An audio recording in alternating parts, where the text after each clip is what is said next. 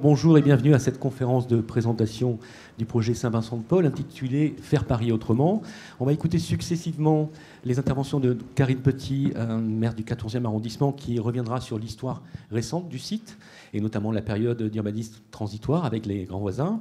À sa suite, Jean-Louis Missika, adjoint à la maire de Paris chargé de l'urbanisme, de l'architecture, du projet du Grand Paris et de l'attractivité, précisera les ambitions de la ville de Paris pour ce projet et expliquera notamment les raisons qui ont conduit la ville à choisir une procédure de ZAC et un aménageur public pour ce projet.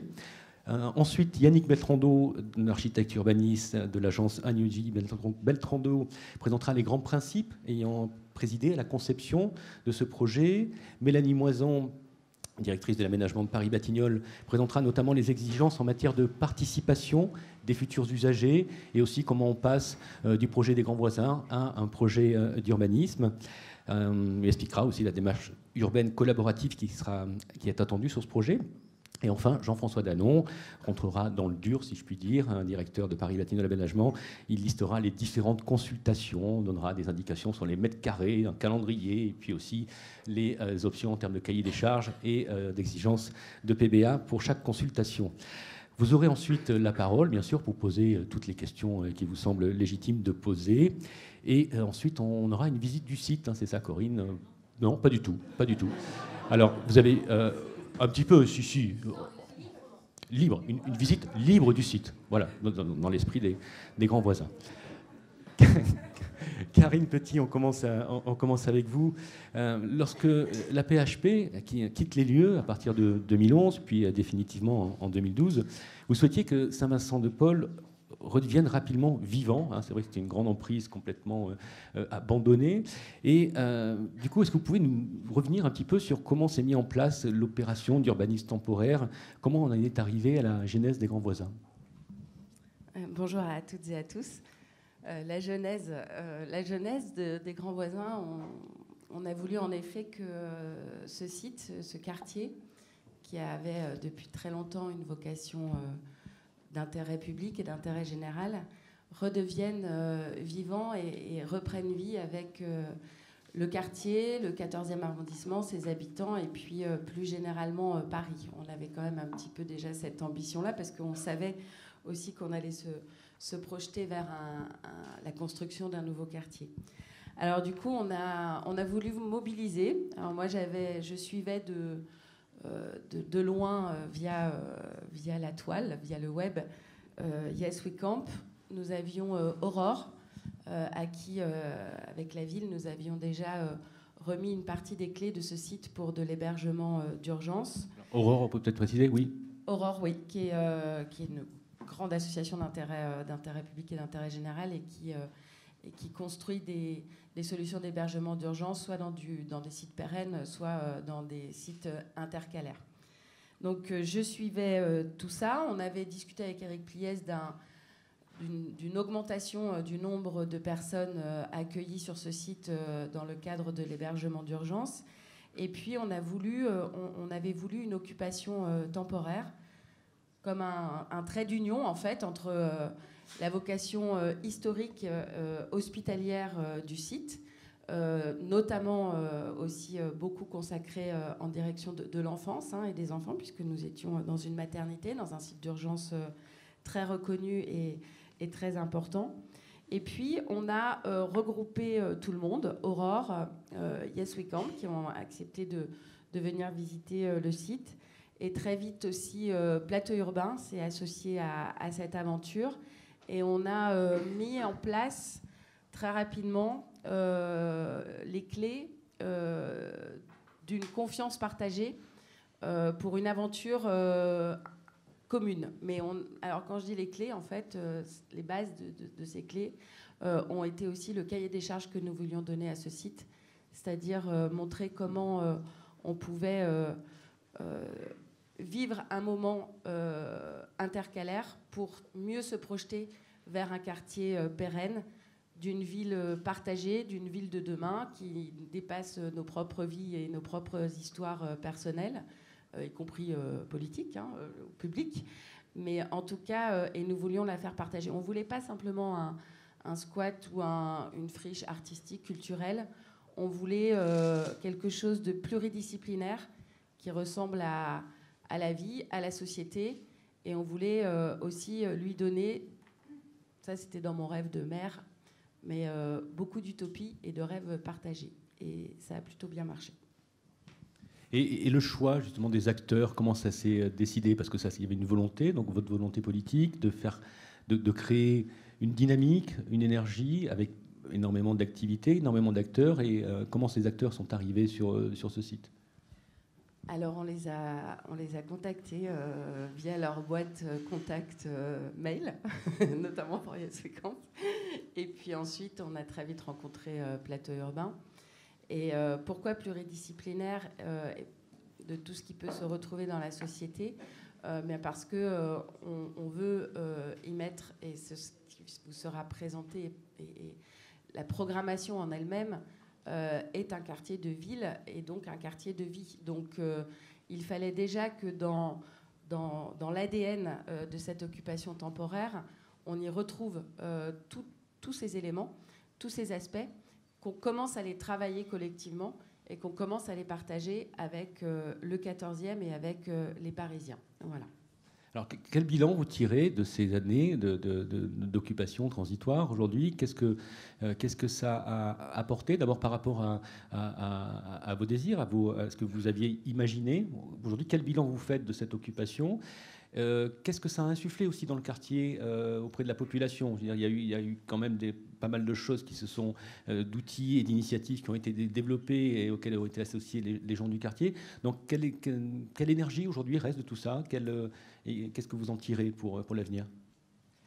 Je crois que déjà, tout le monde peut reconnaître le fait que cette occupation temporaire des grands voisins a été assez exemplaire sur plusieurs aspects. D'abord, ça a été permis aussi par sa durée, où on a eu un temps... ils ont tous eu, et nous avons tous eu un temps suffisamment important pour l'acte 1. Et d'ailleurs, nous le voyons, nous l'avons prolongé sur un acte 2. Nous avons aussi... C'était l'ampleur aussi du site. C'était une ampleur assez importante au cœur de Paris, dans un endroit... chargé d'histoire, ne serait-ce que quand on traverse la rue. On a l'Observatoire, on a la Fondation Cartier, on a d'Enfer, on a énormément de choses. On est très proche du Luxembourg et de Port-Royal. Donc ça a été des éléments extrêmement importants. Et puis parce qu'on connaissait tous la valeur historique de ce lieu, de ce qu'il a apporté à la ville et à ses habitants. On connaissait aussi la valeur foncière du lieu. Et donc, on avait voulu lui donner une valeur, non pas, quand je disais d'utopie ou imaginaire, mais de créativité et de montrer qu'on pouvait travailler et réfléchir à une nouvelle manière de faire la ville et de construire la ville ensemble. Donc, c'est ce qu'on a, je pense, c'est ce que tous ceux qui se sont investis ici ont réussi à faire. Ces valeurs-là, elles sont portées sur la solidarité, le partage, l'innovation, parce qu'il y a énormément de projets qui ont pu grandir ici et ensuite partir ailleurs pour être pérennisés dans d'autres lieux. Et puis, on a montré aussi qu'une ville, ce n'était pas des choses juxtaposées les unes à côté des autres sans fil rouge qui nous rassemble tous. Donc, quand on va dans un restaurant ici, il y a un sens donné à la manière dont on fait la cuisine, dont on la produit, dont on la sert et comme on la partage sur l'espace public. Quand on est hébergé ici, il y a également un sens. Quand on produit des choses artistiques aussi, quand on réfléchit sur des sujets de bien commun qui nous concernent tous, c'est aussi ces questions-là que nous avons essayé de porter en termes de valeurs positives et constructives qui vont se traduire ici dans le futur, mais aussi ce qui a été, à mon sens, aussi un des éléments les plus importants, c'est que ça sert pour ailleurs. Voilà. Et heureusement que ça s'exporte. Ailleurs, vous pouvez... Je sais pas, dans d'autres bouts de quartier, dans d'autres bouts, pas forcément de Paris, mais d'ailleurs. Il y a maintenant des expériences qui s'inspirent très fortement de ce qui se fait ici dans les moments intercalaires. Et ça a créé une valeur ajoutée qui est extrêmement précieuse. Solidarité, je reprends vos mots, hein, partage, innovation. Vous n'avez pas dit mutualisation, mais il y a aussi ça. C'est aussi ce que vous voulez voir continuer comme valeur sur ce site. Exactement, notamment sur ce qu'on est déjà en train de travailler avec les équipes de Paris-Batignolles, mais aussi avec les habitants et d'autres acteurs de l'arrondissement, sur l'équipement public qui sera totalement mutualisé et partagé. Il y a des idées assez extraordinaires qui en émergent après les premiers ateliers de concertation, mais pas seulement. Concertation avec la population ici, oui, locale. Exactement.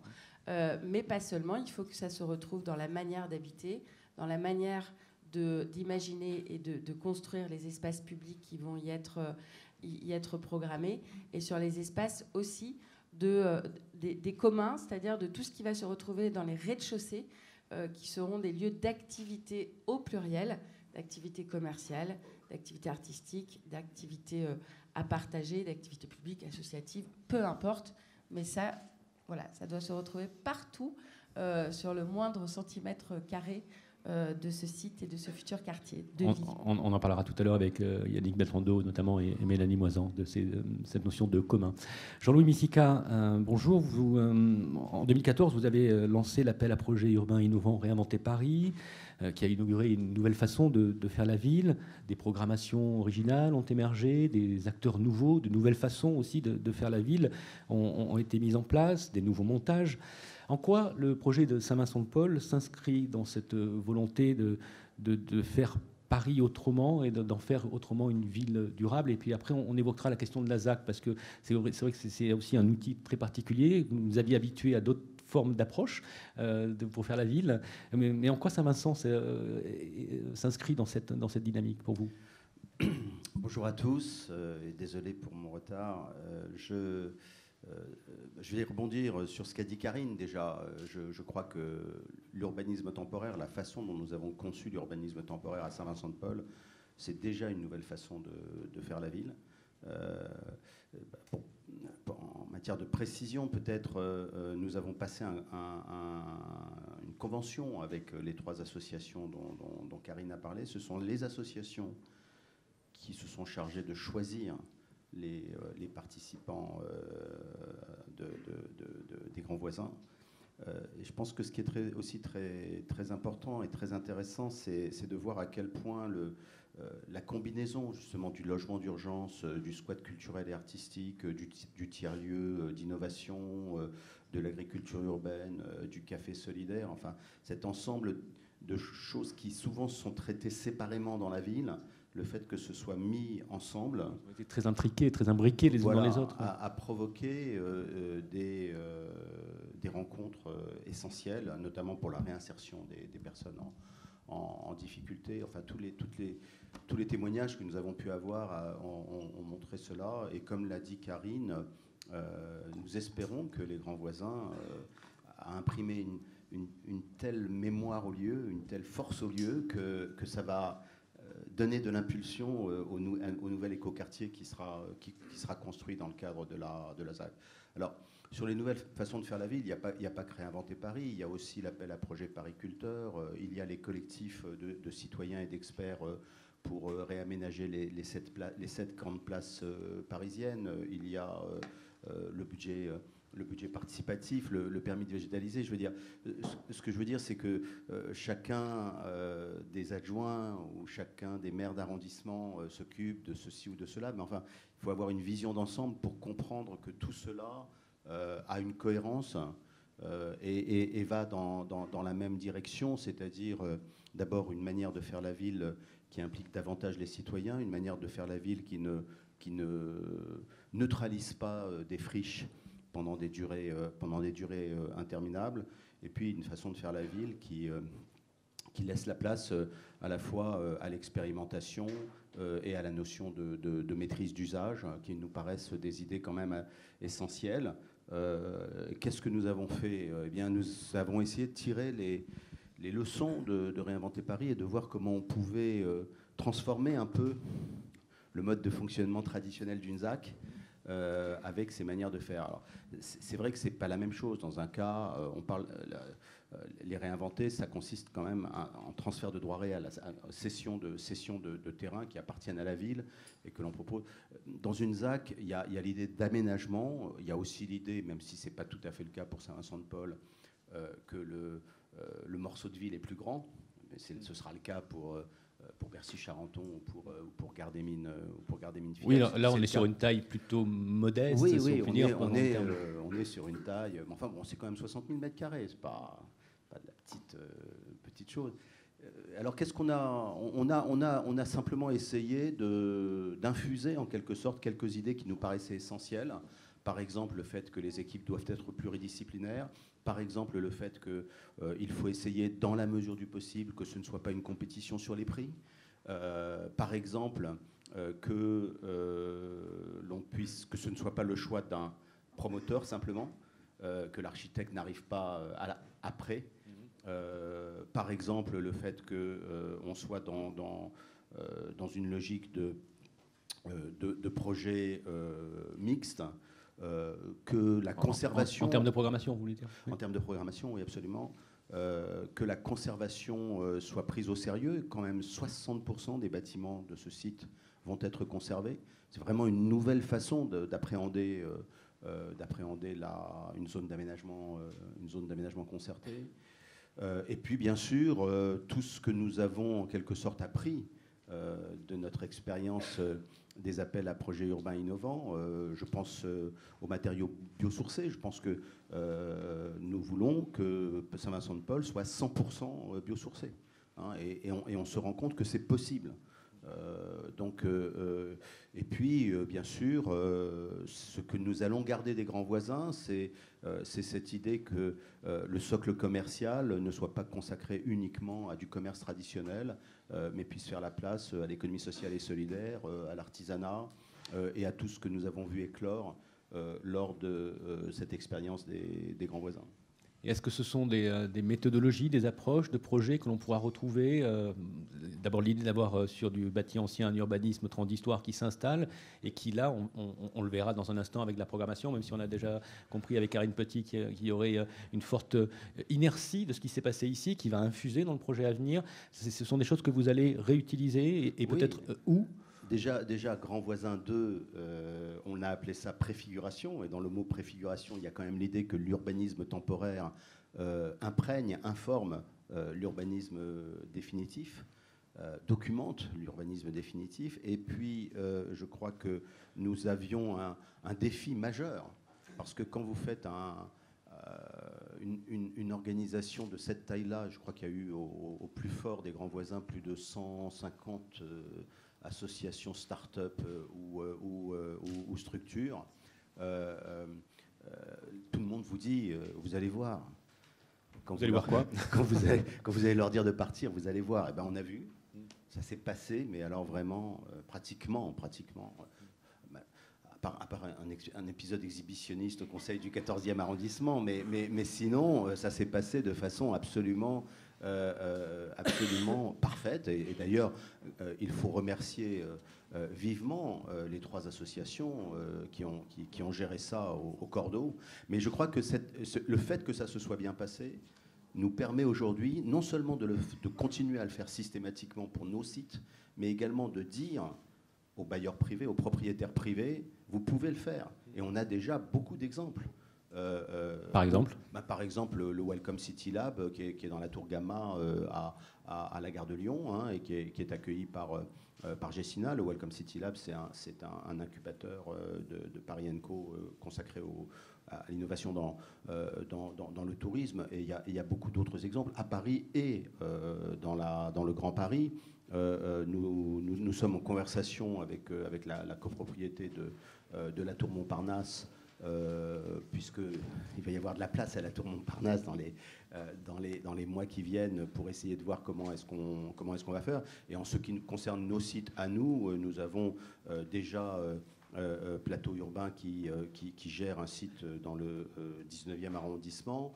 Et bien évidemment, nous sommes en train de travailler aussi bien sur le sujet Gardémine-Fillette dans le 18e que sur le sujet Bercy-Charenton dans le 12e arrondissement pour essayer de voir comment est-ce que nous allons traiter cela. Alors, certains de ces sites sont des friches, donc on n'a pas de bâtiment, donc ça veut dire qu'il faut réfléchir aussi en termes de construction éphémère à moindre coût avec des architectes, des jeunes architectes qui sont spécialisés d'ailleurs là-dessus. Jeune ou moins jeune? Les deux? Les deux. Ok, d'accord. Enfin, c'est vrai vous aviez dit jeune, donc la nouvelle génération s'intéresse vraiment beaucoup à cette question de l'architecture de l'urgence. Compris les vieux, s'il y en a? Non, mais les vieux aussi s'y intéressent. Vous savez, je peux me permettre de faire ce genre de phrase parce que je ne fais pas de jeunisme quand je dis cela. Mais mon sentiment, c'est que cette façon de faire vivre la ville, elle va se systématiser, elle va devenir de plus en plus professionnelle. Et je crois que c'est vraiment fondamental parce que c'est une manière de mieux faire vivre les quartiers. On imagine ce qu'aurait été ce quartier si jamais il avait été entièrement fermé et gardienné. C'est sûr que ça n'aurait pas du tout été la même histoire. Merci Jean-Louis Messica. Yannick Beltrando. Il y a plusieurs principes qui ont présidé à ce projet. Est-ce qu'on peut les lister, ces principes? D'abord, est-ce qu'on peut peut-être un petit peu découvrir ce qu'était le contexte de Saint-Vincent-de-Paul en 2011-2012, lorsque vous êtes arrivé sur cette étude? Bien sûr. Alors, on est arrivé sur le site en 2015, à peu près le même jour que Yes We Camp. Je crois qu'on a rencontré Karine Petit exactement le même jour. Alors, juste 2 diapos sur le site et son contexte, mais vous le connaissez. La surface, 3,4 hectares. Karine Petit l'a bien dit, au nord du 14e arrondissement. On voit l'emprise avec ses voisins monastiques, le couvent de la Visitation, l'œuvre des jeunes filles aveugles côté sud, et puis un lieu prestigieux et juste à côté la Fondation Cartier. On est dans un site aussi, on a une centralité locale un petit peu plus loin, mais qui est extrêmement vivante autour de la rue Daguerre. Et puis c'est un site qui est extrêmement bien situé, bien desservi, avec Port-Royal, Raspail et d'Enfer Rochereau.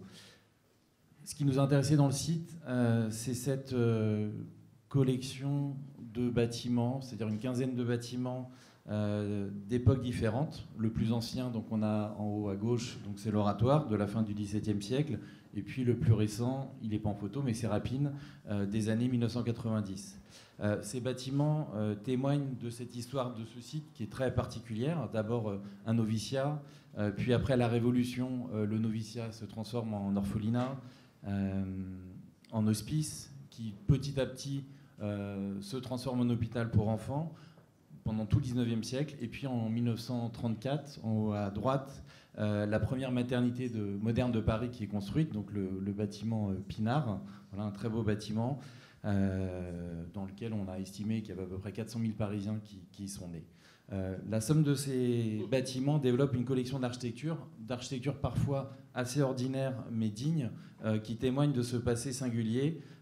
Et puis, ce qui est intéressant aussi, c'est que les bâtiments, ils ont répondu aux besoins de leur époque. Ils ont été transformés. Enfin voilà, il n'y a aucun bâtiment qui est dans son état parfait d'origine. Et c'est cette transformation qui nous intéresse. L'ambiance du site, évidemment, vous y êtes tous promenés, elle est assez unique, avec certaines voies qui ressemblent à des voies du Paris plus ancien, et d'autres qui présentent des allées plus paysagères, avec les alignements de tilleuls qui datent d'il y a un certain temps. Alors, pardon, je suis allé trop vite, c'est pas grave.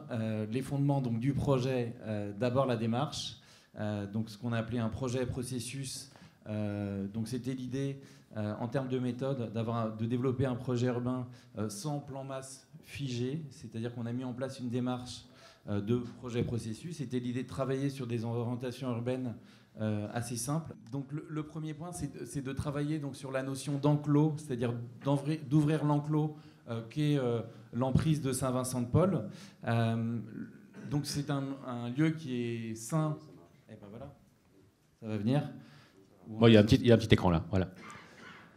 Donc là, ouvrir l'enclos, c'est tout petit, mais l'idée donc c'est le site est sain aux murs en pierre, donc qui sont anciens, et comme dans un enclos monastique, puisque fut un temps ce fut un enclos monastique, cette intériorité dégage des qualités certaines de la nature, un petit peu plus qu'ailleurs dans Paris, du calme, un espace qui est piétonnier. On a un bon rapport d'ailleurs en espace ouvert, hein, je crois que c'est autour de 20%, hein, enfin 17 précisément, hein, espace ouvert, espace bâti. Hein. Ouais, ce qui est énorme. Ce qui est assez important. Et ce qui est important aussi, c'est que cet enclos va devenir un quartier. Et donc, pour devenir un quartier, il faut l'ouvrir sur la ville. Et donc, on a plutôt proposé pas de le rendre traversant pour les voitures, de désenclaver ce lieu qui a trop de qualité, mais plutôt de l'ouvrir avec une action, donc c'est les petits points numéro 1, qui est de créer une multiplicité d'entrées, donc 3 entrées sur l'avenue d'Enfer Rochereau, une sur la rue Boissonnade, avec une seule entrée circulée pour les voitures, et puis donc de créer la desserte des différents îlots par une voie en boucle qui fait le tour du site, donc pas de raccourci.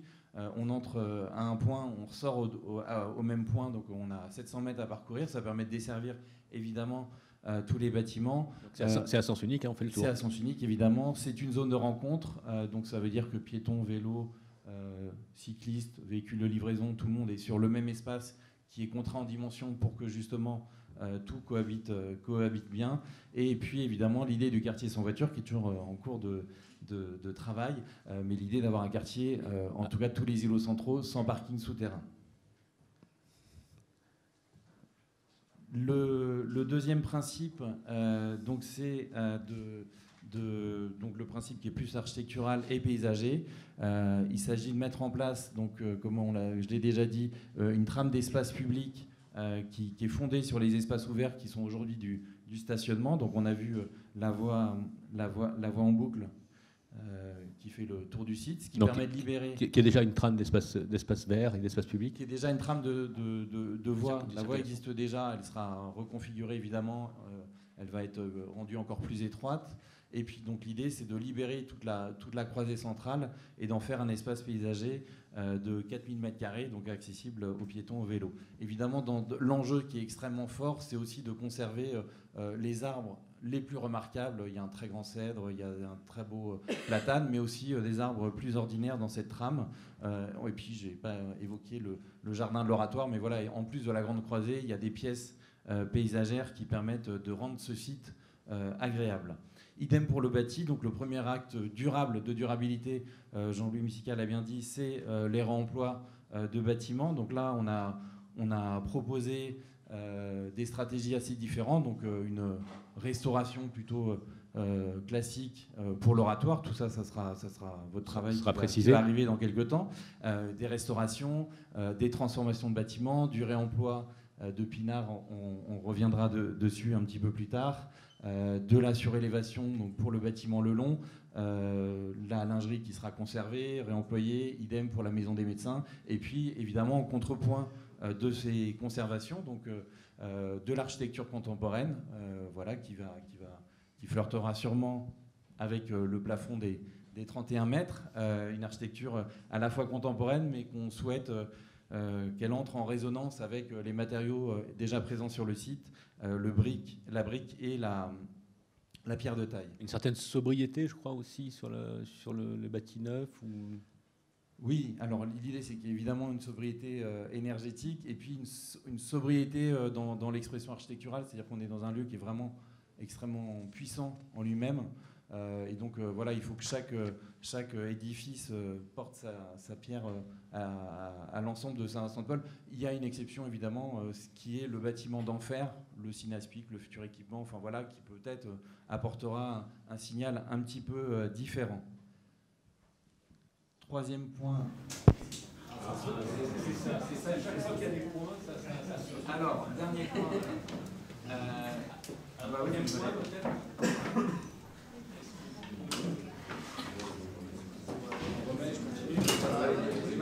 Donc le dernier point, c'est la mixité des usages.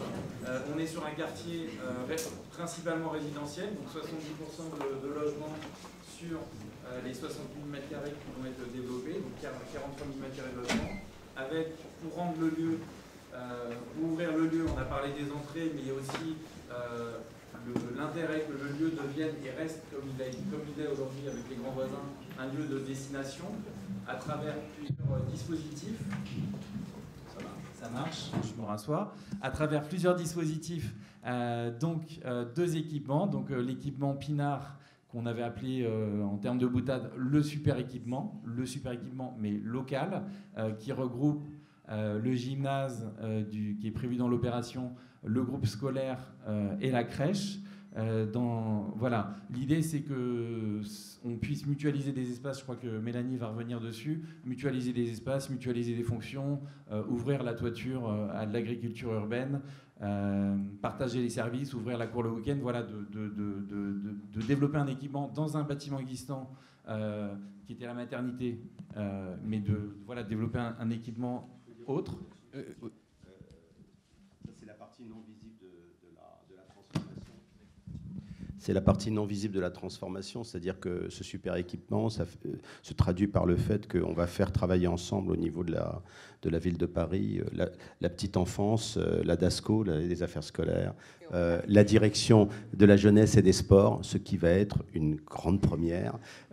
Et donc, ils sont dans une logique extrêmement positive, c'est-à-dire qu'au départ, on doit franchir quelques habitudes et quelques réticences, mais une fois que la dynamique est enclenchée, ce qui est vraiment très intéressant, c'est qu'elle génère des idées nouvelles et une approche nouvelle de ce que c'est qu'un équipement public de proximité, à partir du moment où on vise la mixité et la mutualisation.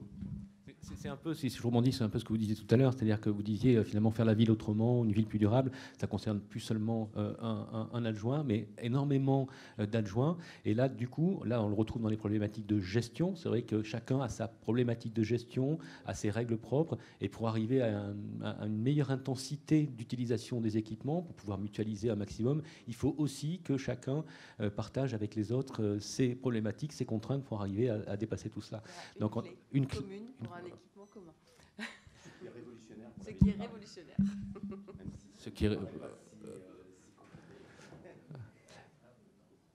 Yannick. Alors, le bâtiment Pinard qu'on a en haut, sur le petit écran, à cet endroit-là, avec le gymnase à l'emplacement du parking existant, et puis l'école, la crèche, l'agriculture urbaine, la cour ouverte. 6000 m² pour un autre équipement, donc le Synaspic sur l'avenue d'Enfer Rochereau, donc un lieu dédié à la culture et à la création. 900 m² de commerce, assez peut-être sûrement atypiques, qui sont déjà préfigurés dans les grands voisins d'eux, autour de la cour de Robin. La cour de Robin qui est classée espace public justement pour permettre à ces commerces d'ouvrir de manière sereine, avec évidemment la question d'autres bâtiments, la lingerie, et puis toujours dans l'idée d'animer ce site résidentiel. Les commerces, c'est ce qui est jaune. Voilà, c'est autour de la cour de Robin, donc le bâtiment qui est en brique à cet endroit-là, donc de la cour d'entrée par laquelle vous êtes déjà entré, avec l'idée qu'on puisse réouvrir certaines façades aussi côté arrière. Si vous regardez bien le bâtiment, il y a des baies, des portes-fenêtres qui ont été bouchées, etc. Donc il y a tout un travail assez intéressant à mener sur ce lieu. Et puis évidemment, il y a la voie d'entrée du site. Et puis dernier point qui est extrêmement important, c'est dans l'idée d'avoir un quartier à la fois paisible et résidentiel, c'est la question et puis des activités qui ont existé et qui sont intéressantes. Donc c'est 5000 m² d'activités que vous avez en bleu sur l'axonométrie, des activités qui utilisent des lieux un petit peu atypiques, qui utilisent dans les bâtiments existants les cours anglaises existantes. On va aussi créer des cours anglaises dans les 2 nouveaux grands îlots, donc l'îlot qu'on appelle Chaufferie et l'îlot Petit. Donc d'avoir des locaux d'activité qui puissent accueillir des activités économiques qui relèvent des champs de l'économie sociale, solidaire, de l'économie créative, des lieux un petit peu différents qui puissent vivre sur ces cours anglaises et qui aussi, en contrepoint, ne perturbent pas la vie de l'espace paysager central, puisqu'on est dans un espace qui est relativement dense. Quelques illustrations du projet qui sont des collages qu'on avait fait. Quelques ambiances quelques ambiances qu'on a faites. Alors ça, c'était il y a quelques mois. Des collages qu'on a fait juste pour se donner des idées. Donc voilà, l'idée du projet processus. Là, vous avez la lingerie il y a quelques mois. le collage avec les transformations, donc un bâtiment neuf, l'espace public qui est revu. Mais vous voyez, il y a plein de choses qui vont perdurer. Évidemment, il y aura une maîtrise d'œuvre des espaces publics. On voit ici les baies qui sont réouvertes pour du commerce. La voie en boucle, donc là on est côté en limite de l'oratoire, donc avec une voie et puis du stationnement. Si ça saute pas, non, je reviens en arrière. Non, ça a sauté.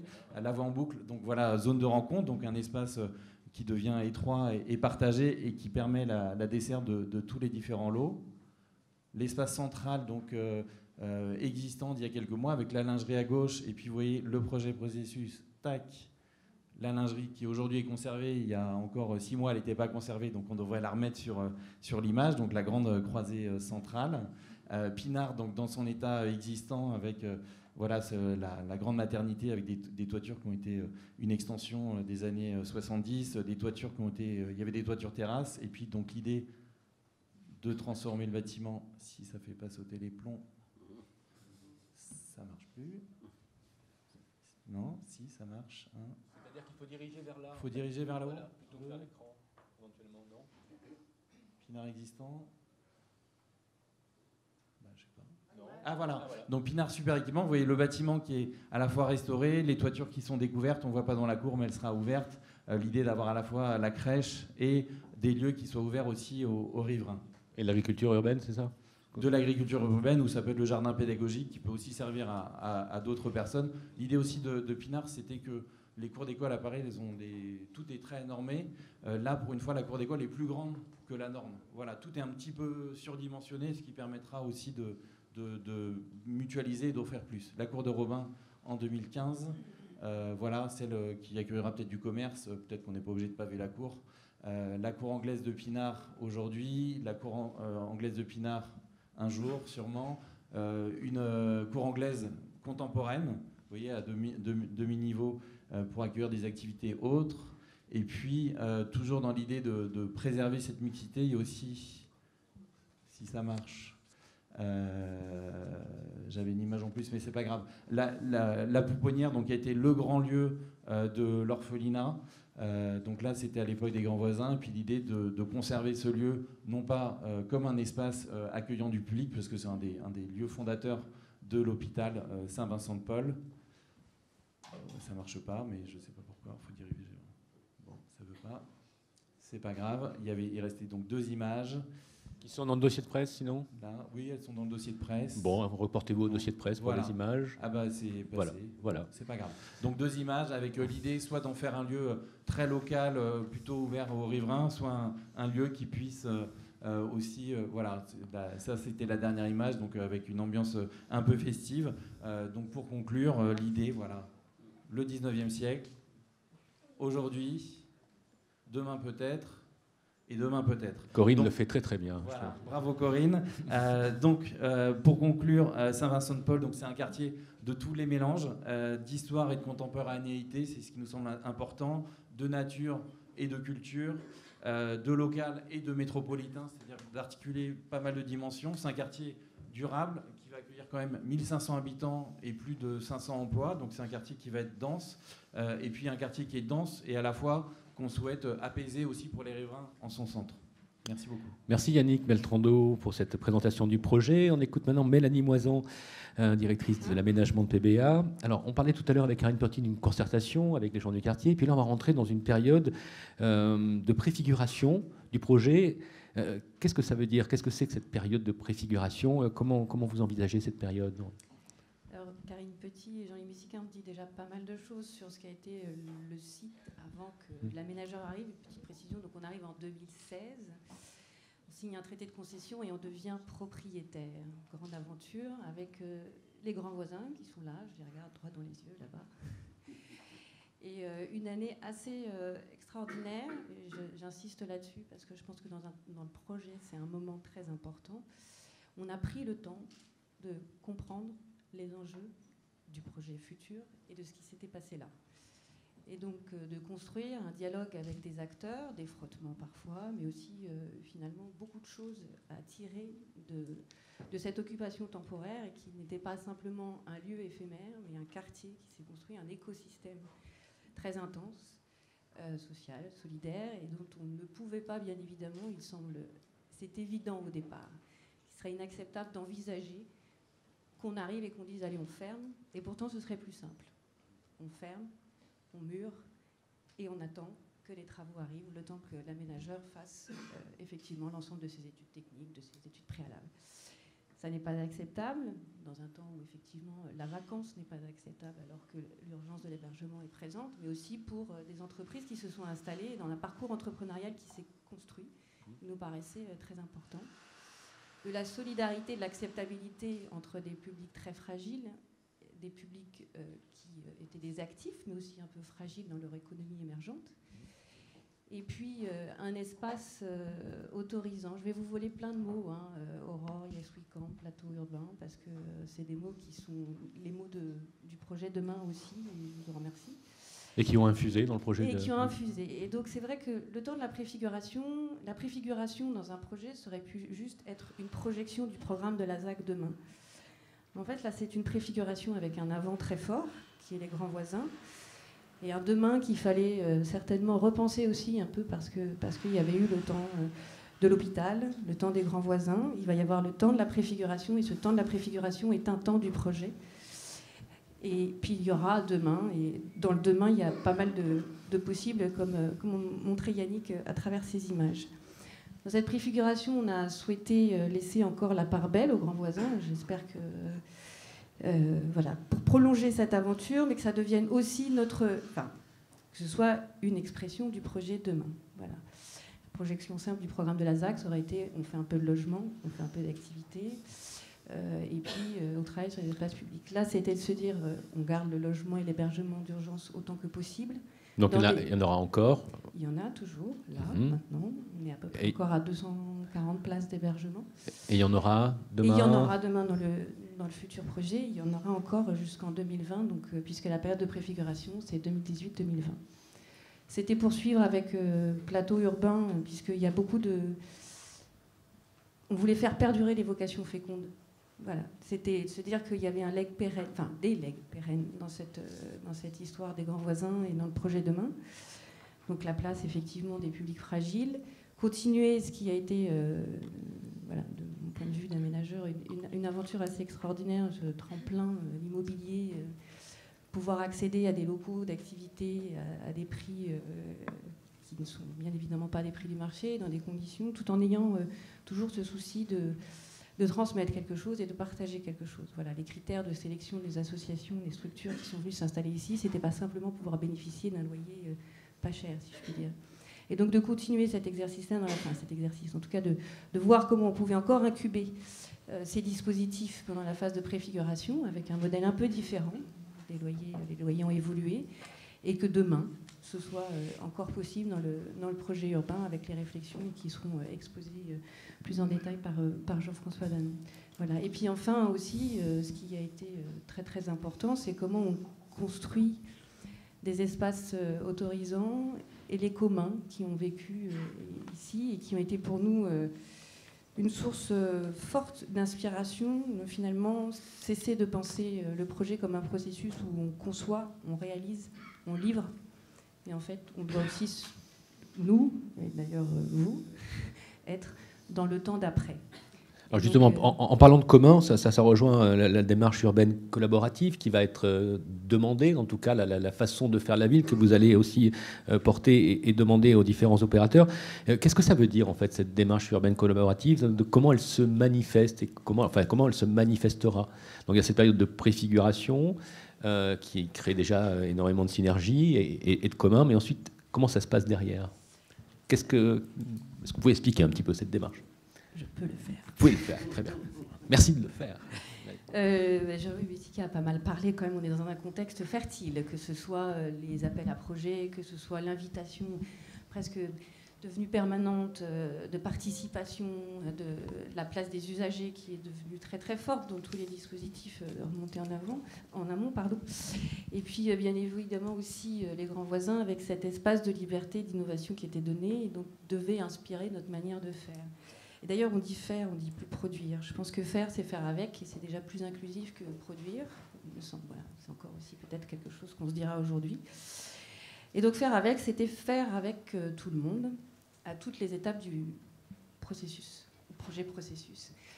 Et donc de faire avec ceux qui sont là déjà, peut-être c'est les habitants et les riverains, c'est de faire avec demain les opérateurs, les différents opérateurs qui vont intervenir, concepteurs, d'introduire très très tôt dans les dispositifs de conception des projets, plutôt d'être dans l'idée d'une co-construction, la maîtrise d'usage, toutes ses formes. Donc, maîtrise d'usage, peut-être une précision. Ça recouvre. Maîtrise d'usage, ça retrouve tout ce que nous sommes dans nos, à la fois professionnels. Enfin, du coup, c'est aller chercher les habitants, c'est aller chercher des acteurs économiques, c'est aller chercher des porteurs de projets. Les futurs utilisateurs et habitants. Et se dire qu'effectivement, ils n'arrivent pas à la fin pour remplir entre les murs, mais finalement participer au-delà même de la question de la conception, mais peut-être infléchir la programmation, voilà, ou infléchir la manière dont les espaces vont être travaillés, que ces espaces, ce soient les espaces privés, l'intime, dans le logement, ou les espaces partagés et les communs. Et il y a quelque chose d'important, et on y reviendra notamment juste après avec le super équipement, c'est l'idée aussi de cette valeur d'usage augmentée. C'est-à-dire que finalement, on n'est pas simplement dans la maîtrise d'usage qui vient, mais c'est ensuite, une fois qu'on aura conçu individuellement son logement, mais en même temps avec les autres, ce que sera le palier demain, peut-être une partie plus que commune, ça s'appelle les parties communes dans les immeubles, mais finalement ça devient un commun, ou les espaces partagés qui sont dans les bâtiments, mais qui deviennent aussi potentiellement des espaces partagés pour les autres. Partageables pour les autres. Partageables. Et puis cette question de la limite entre l'espace privé et l'espace public. Donc il n'y aura pas de clôture à Saint-Vincent-de-Paul. Vous ne fermerez pas l'îlot le long, vous ne fermerez pas l'îlot Chauffry, vous ne fermerez pas l'îlot Petit. Et l'enclos s'ouvre. Alors l'enclos s'ouvre, il est ouvert à l'intérieur et l'enclos s'ouvre aussi voilà, à l'extérieur. Donc l'intensité de ces espaces et de ces communs, elle doit exister pas seulement à l'échelle d'un bâtiment et d'un îlot, elle doit exister à l'échelle du quartier Saint-Vincent-de-Paul et plus largement, effectivement, aussi un rayonnement et une intensité. C'est aussi un lieu de destination. Voilà. Alors, au-delà de ces intentions que vous allez porter à travers les consultations, le rôle de PBA, justement, dans cette notion de commun, de maîtrise d'usage, comment vous allez articuler votre rôle avec les opérateurs? C'est trop tôt. Ouais. Non, encore, on reste sur... eh bien, on va avoir ce rôle que je trouve particulièrement intéressant de garant. Voilà, c'est-à-dire que garant de garant de la fois de finalement de cette démarche où l'initie, on va demander, on va demander aux opérateurs de développer une intelligence dans la manière de fabriquer, manière de produire le logement différemment. C'est de standardiser les processus de commercialisation, c'est aller chercher les acquéreurs ou les locataires plus tôt dans les dispositifs. C'est pour pouvoir les associer dans la conception, mais pas simplement dans la personnalisation du logement. C'est intervenir jusque... et après. Donc, du coup, nous, on veut que ces dispositifs soient inscrits. C'est des engagements qui sont pris dans des actes. C'est des processus dans lesquels vous allez être accompagnés. Donc on va faire des ateliers de partage, on va finalement continuer à s'assurer que les obligations prises sont tenues. Et ça, c'est effectivement notre rôle. Et c'est-à-dire que ce n'est pas simplement que des obligations contractuelles, on va être aussi un peu animateur de cette démarche de valeur d'usage augmentée. Voilà. Entre les différents opérateurs, du coup. Et les bailleurs, demain, et les occupants actuels, les directions des équipements publics, la gestion de l'espace public qui est ici autorisant le sera demain aussi. On va avoir des interventions différentes sur ces espaces qui peuvent être appropriés par les futurs habitants. Et quand je dis habitants, c'est habitants au sens large. On est sur l'espace usagers public. Habitants. On n'est pas sur un espace résidentiel, on est sur un espace public. Ok. Voilà. Donc d'accompagner cette démarche. Très bien.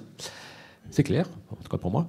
Est-ce qu'on peut revenir sur le super équipement? Alors, c'est super ou super? C'est super, hyper. C'est super, hybride, voilà. C'est la ville intense. Et donc avec une école, j'en rappelle le programme, une école, une crèche, un gymnase, on en parlait tout à l'heure. Et plus encore. Alors, donc... Alors dans le plus encore, Jean-Yves Missica l'a très bien exprimé, c'est qu'on a emmené Et donc, on remercie les directions qui se sont portées plus que volontaires, enfin qui ont adhéré à la démarche. On a fait un workshop là, depuis les 3 premiers mois de l'année, un workshop avec les 3 directions, pour essayer, donc, parce que c'est bien de dire aux autres de faire, mais on se l'applique à nous-mêmes. Donc Paris Bâtiment et Aménagement est maître d'ouvrage du futur Hyper Super. Et donc, disons que ça nous a amené aussi à nous investir dans cette démarche collaborative. Et le primat était d'investir les directions dans cette démarche collaborative et de trouver entre eux des possibilités de mutualisation pour réduire au plus strict nécessaire les fonctionnalités propres et qui doivent perdurer de toute façon de ces équipements. Pour ensuite imaginer des espaces propres au programme, mais qui puissent être ouverts au public. Donc ça peut être des salles polyvalentes qui sont nécessaires à l'école ou à la crèche, mais qui demain pourront être ouverts au public. Et puis de pousser tout ça ou de resserrer tellement tout ça, de mutualiser, d'optimiser pour arriver même à dégager des espaces qui sont là des espaces aujourd'hui sans vocation, mais qui doivent effectivement s'enrichir de vocations nouvelles d'usage. Et là, on a fait intervenir, puisque dans cette idée que c'est un travail qui appelle à la participation plus largement, on a également engagé, pardon, je suis trop bavarde, un atelier avec, voilà, on a fait des ateliers avec les habitants qui se sont exprimés sur ce que seront demain les usages futurs, ouverts, voilà, et porteront une contribution au dialogue compétitif. Et bien évidemment, il y aura la question essentielle de la gestion. Et là, les directions se sont aujourd'hui posées, ou en tout cas exprimé le souhait qu'il y ait un gestionnaire unique qui puisse faire fonctionner cet équipement pour qu'il soit ouvert dans des temps bien plus larges que ceux du temps scolaire ou de temps... voilà. Il y a quand même 365 jours dans l'année et une journée dure plus tard que 16 heures.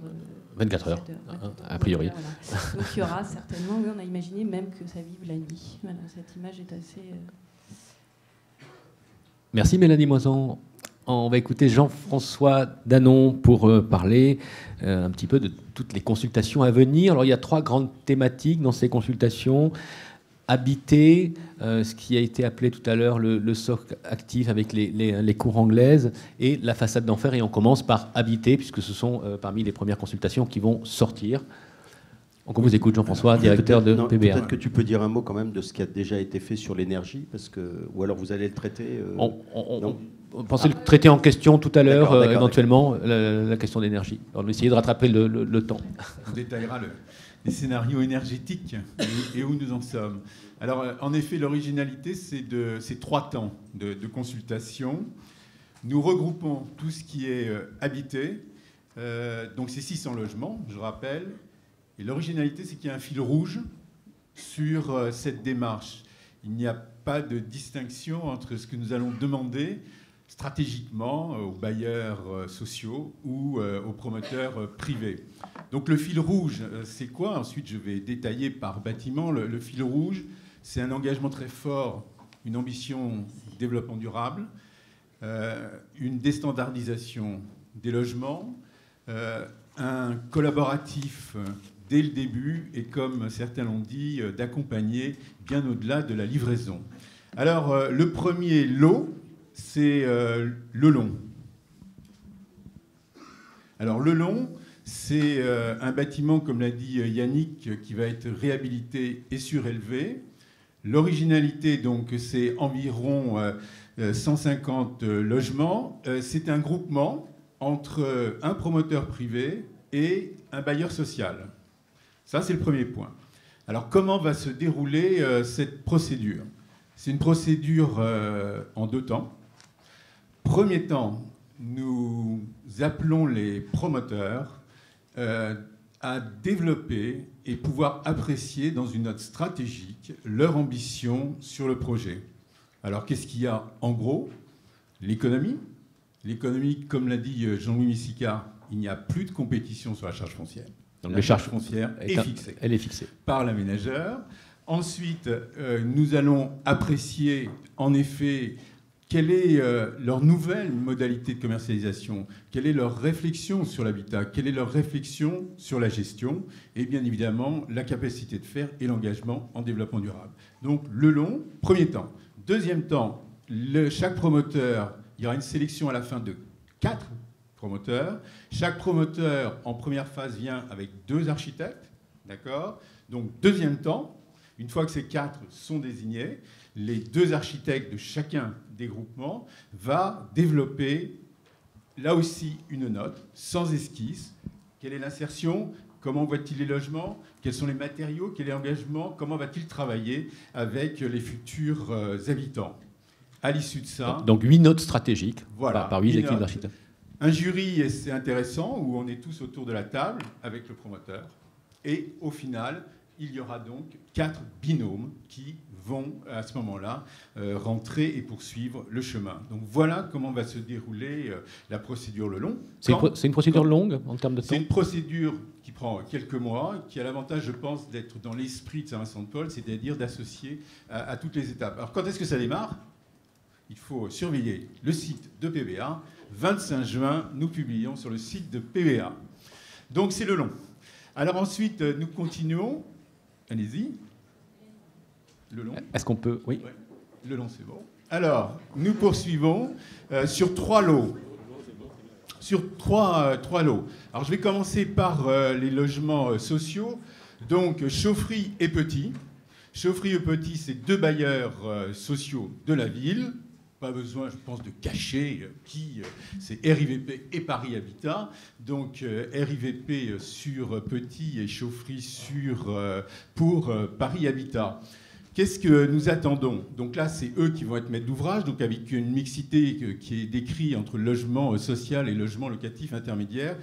Et comme je l'ai dit, c'est un fil rouge, car ce que nous voulons, c'est une note stratégique de chacun des bailleurs avec une idée fondamentale, c'est celle de parcours résidentiel.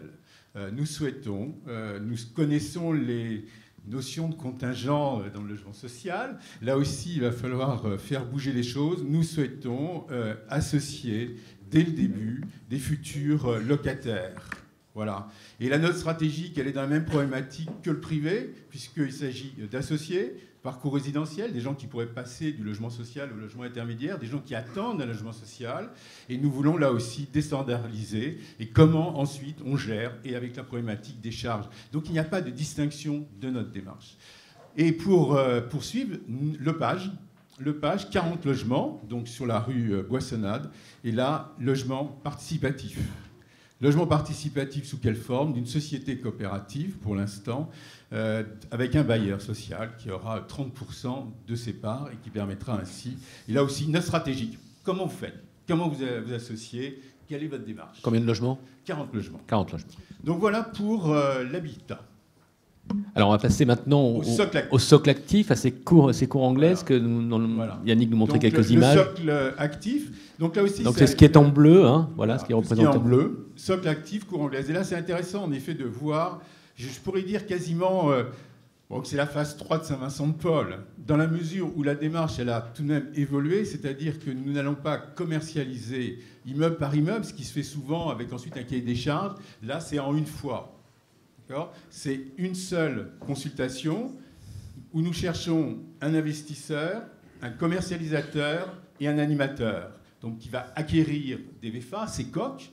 Et là aussi, ce que nous voulons, comme on l'a dit, je dirais, c'est poursuivre Saint-Vincent-de-Paul. C'est l'ADN qui est là. Parce que ce qui a été formidable dans la phase 2, c'est qu'on a vu des structures qui étaient là, qui sont restées. Nous, notre ambition, c'est qu'il y ait une étape 3 et que certains qui soient là restent. Et donc, ça sera avec des loyers très divers. Économie sociale et solidaire, start-up, association, artisanat. Donc on parle avec des loyers très accessibles et avec des loyers de marché normaux ensuite derrière. Et avec une idée possible d'évolution de loyer. Et point important, il n'y aura jamais de locaux libres puisque, comme ici, il y aura l'éphémère. Donc voilà pour le socle actif en une fois. Et je pense que là, il y a une originalité. On est sur combien de mètres carrés pour ça ? 5800 mètres carrés. Je dois ajouter, car j'ai oublié, il y a dans ce socle actif la maison des médecins, le petit bâtiment qui est au fond, et la lingerie. Et là aussi, on peut le dévoiler, on peut le dire pour l'histoire, et c'est montrer l'importance de la préfiguration. C'est que la lingerie, comme l'a dit Yannick, sur les premières photos, elle n'était pas conservée. Voilà. Donc la lingerie, elle s'inscrit dans l'histoire de Saint-Vincent-de-Paul, c'est vraiment le marqueur de cette dernière étape des grands voisins. Et donc vous voyez tout l'intérêt de la préfiguration et du travail qui a été fait avec tout le monde.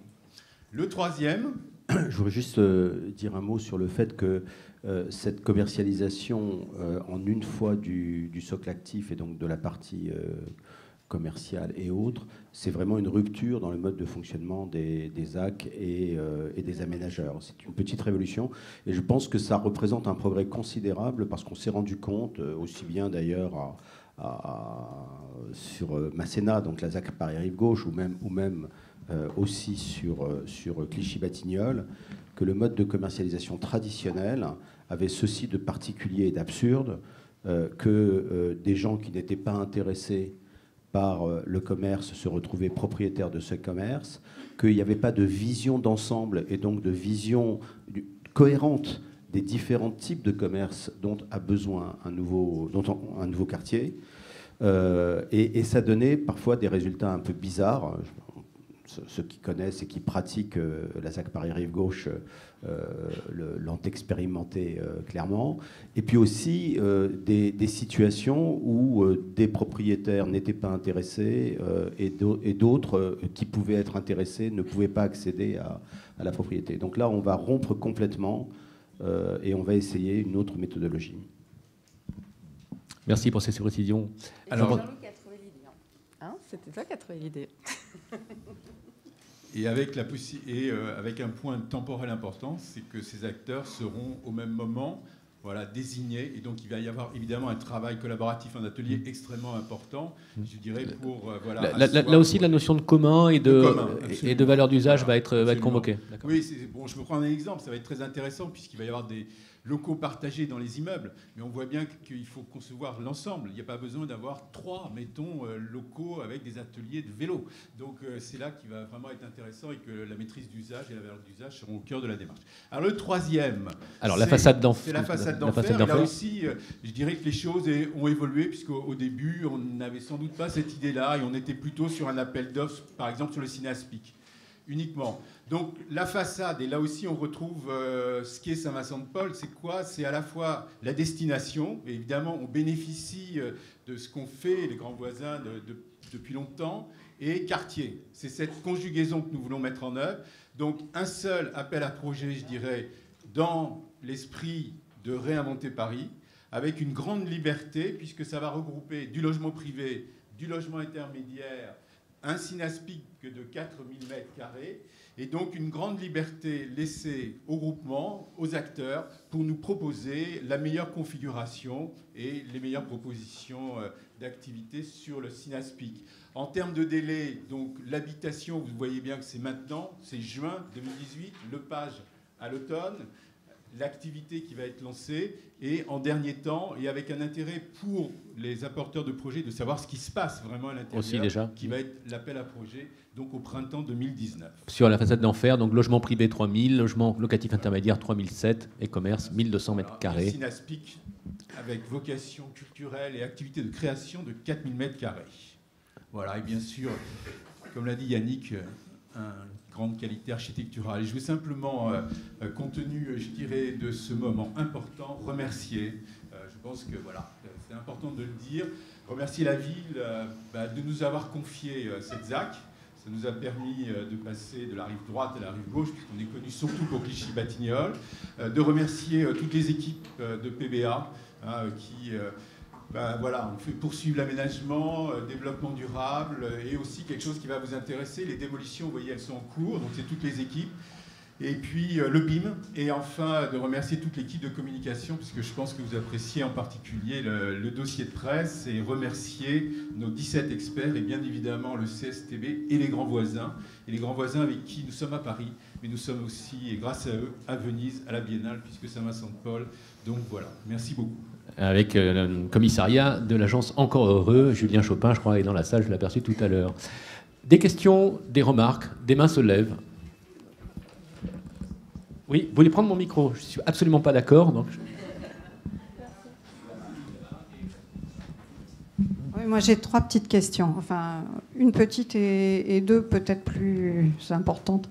Alors la première, c'est les voiries. Quel statut elles ont? Est-ce que c'est de la voie publique de Paris? Est-ce que c'est vous qui nettoyez en gros? C'est une question que je pose aux élus. La voie publique qui sera géré de manière publique par les services de la ville. Alors, deuxième question. Je voudrais comprendre, alors ça, la question s'adresse plutôt à vous, monsieur. Quand vous parlez de trouver un preneur pour le socle actif, où on cherchera un investisseur, animateur. Alors, le seul métier que je vois, moi, en France, qui fait un peu ce genre de choses, et je ne les trouve pas hyper créatifs dans ce que vous cherchez, ce sont les gestionnaires de centres commerciaux. Donc, comment vous allez trouver quelqu'un qui n'ait pas le compte d'exploitation greffé dans les yeux et le cerveau, et qui soit capable de gérer des niveaux de loyer. Et je couple cette question-là avec une autre dans le même genre. Sur les commerces eux-mêmes que vous mettez dans une petite cour qui s'appelle, je ne sais plus, Robin. Eh bien, dans cette cour Robin, moi, ça me rappelle une réflexion que m'avait fait un urbaniste sur les commerces. Excusez-moi, hein, c'est pas pour parler Macron, mais bien à l'abri du pognon. Et généralement, dans le commerce, il y a 3 règles, hein, l'emplacement, l'emplacement, l'emplacement. Et là, je trouve qu'ils sont un peu loin de la visibilité. Voilà. Juste un mot sur les preneurs. D'abord, c'est une vision fermée du marché. Or, je crois que nous avons démontré avec Réinventer Paris que nous avons été capables d'ouvrir le marché à de nouveaux acteurs. Et je pense que ce qui se passe aujourd'hui dans le commerce est suffisamment nouveau et en rupture par rapport à la tradition pour que de nouveaux acteurs puissent apparaître. Deuxièmement, peut-être qu'on n'a pas été suffisamment clair, mais l'idée, c'est vraiment d'avoir des loyers différenciés et que ce soit contractuel. C'est-à-dire que si nous voulons avoir de l'économie sociale et solidaire, de l'artisanat, des magasins éphémères, des choses un peu différentes des commerces traditionnels et des enseignes traditionnelles, on a besoin d'un opérateur unique parce qu'il va avoir des loyers différents suivant la nature des commerces et des acteurs. Et ça, c'est quelque chose que PBA mettra dans les clauses de cession et qui sera vérifié sur la durée. Donc nous l'avons expérimenté dans Réinventer Paris et on voit bien que nous avons des outils dans le droit de la propriété qui permet que, malgré qu'il y ait cession de droit réel, il est possible de contrôler la programmation, avec des clauses de programmation et des clauses d'innovation et des pénalités qui sont dans le contrat des cessions. Il est possible de contrôler pour une durée de vie, pour une durée limité dans le temps, mais enfin qui peut aller jusqu'à 15 ans sans difficulté, de contrôler ce qui va se faire. Donc mon sentiment, c'est qu'il n'y aura pas que, puisque c'est ça que j'ai entendu dans votre question, que Unibail et Altarea Cogedim qui répondront à l'appel d'offres en question. Et même eux sont en pleine mutation. Juste en effet, parce que là aussi il y a l'innovation et ça nous pousse, nous, du point de vue financier, à cogiter, voilà, et sans doute à ne pas commercialiser exactement comme on le fait avec un pied d'immeuble, VFA et basta. Oui, bonjour, Catherine Sabat pour Les Échos. Je trouvais que votre réponse sur la ZAC était un peu courte, c'est-à-dire est-ce que vous considérez que finalement ce projet ici est trop subtil dans ses attentes ou a été extrêmement varié dans la manière dont il s'est déroulé jusqu'à présent pour aujourd'hui le confier à un groupement privé auquel vous demanderiez une programmation innovante comme ça a été le cas dans pas mal d'appels à projets et dans les réinventés. Et c'est pour ça que la puissance publique, finalement, reprend le pouvoir, reprend la programmation, première question. Et deuxième question, vous avez dit que les charges foncières étaient fixées. Est-ce que, finalement, fixer le prix de sortie des logements, c'est pas aussi une manière de fixer la charge foncière de manière rétroactive et qui serait un signe plus clair vis-à-vis du marché? Et à combien sont fixées les charges foncières? Merci. je vais répondre à la première question, même si je ne suis pas sûr de l'avoir bien comprise. C'est simple, pourquoi vous ne donnez pas le terrain à un groupement en disant répondez, comme vous avez fait sur plein d'appels à projets récents? Non.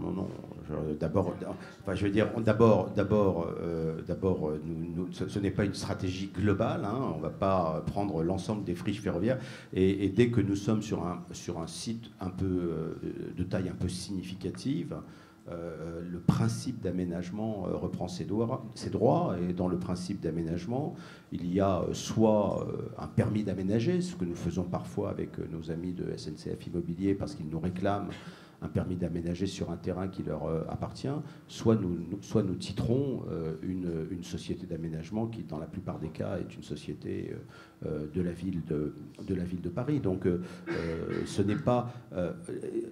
il y a toujours eu, si vous voulez, dans le mode de fonctionnement de la construction d'une ville, que ce soit à Paris ou ailleurs, 3 grandes catégories de choses. D'abord, les équipements publics. Et là, la maîtrise d'ouvrage est entre les mains de la ville. Là, en l'occurrence, pour le super équipement, la maîtrise d'ouvrage sera confiée à PBA. Il y a les zones d'aménagement. Et là, en général, c'est un aménageur. Ensuite, cet aménageur commercialise. Et puis, il y a la cession de foncier. Moi, j'ai toujours dit que réinventer Paris, comme réinventer la Seine et quelques autres du même genre, ça ne concernait que la 3e catégorie. Et d'ailleurs, vous pouvez regarder ce que nous avons fait sur nos différents sites.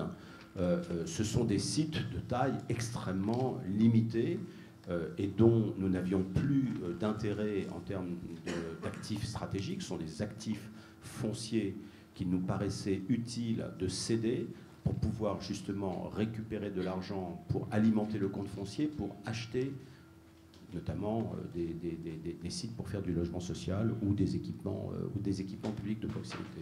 Et donc c'est cette 3e catégorie qui est concernée par la méthodologie réinventée. Et ce que j'ai dit simplement, c'est que cette méthodologie réinventée nous permet d'irriguer la problématique des zones d'aménagement concerté. Par exemple, nous avons fait récemment, avec PBA d'ailleurs, un petit appel d'offres sur le dernier lot de Paul Meurice pour du logement, avec une méthodologie radicalement différente de celle qui est pratiquée traditionnellement dans les zones d'aménagement concerté. Dans les zones d'aménagement concerté, on faisait d'abord un concours entre promoteurs, on choisissait le promoteur et après on faisait un concours d'architectes en partenariat avec le promoteur. Ce que nous avons fait sur Paul Meurice et ce qui va se faire peut-être sous une forme différente sur la ZAC Saint-Vincent-de-Paul, c'est que nous avons organisé une compétition entre promoteurs qui venaient avec 3 architectes.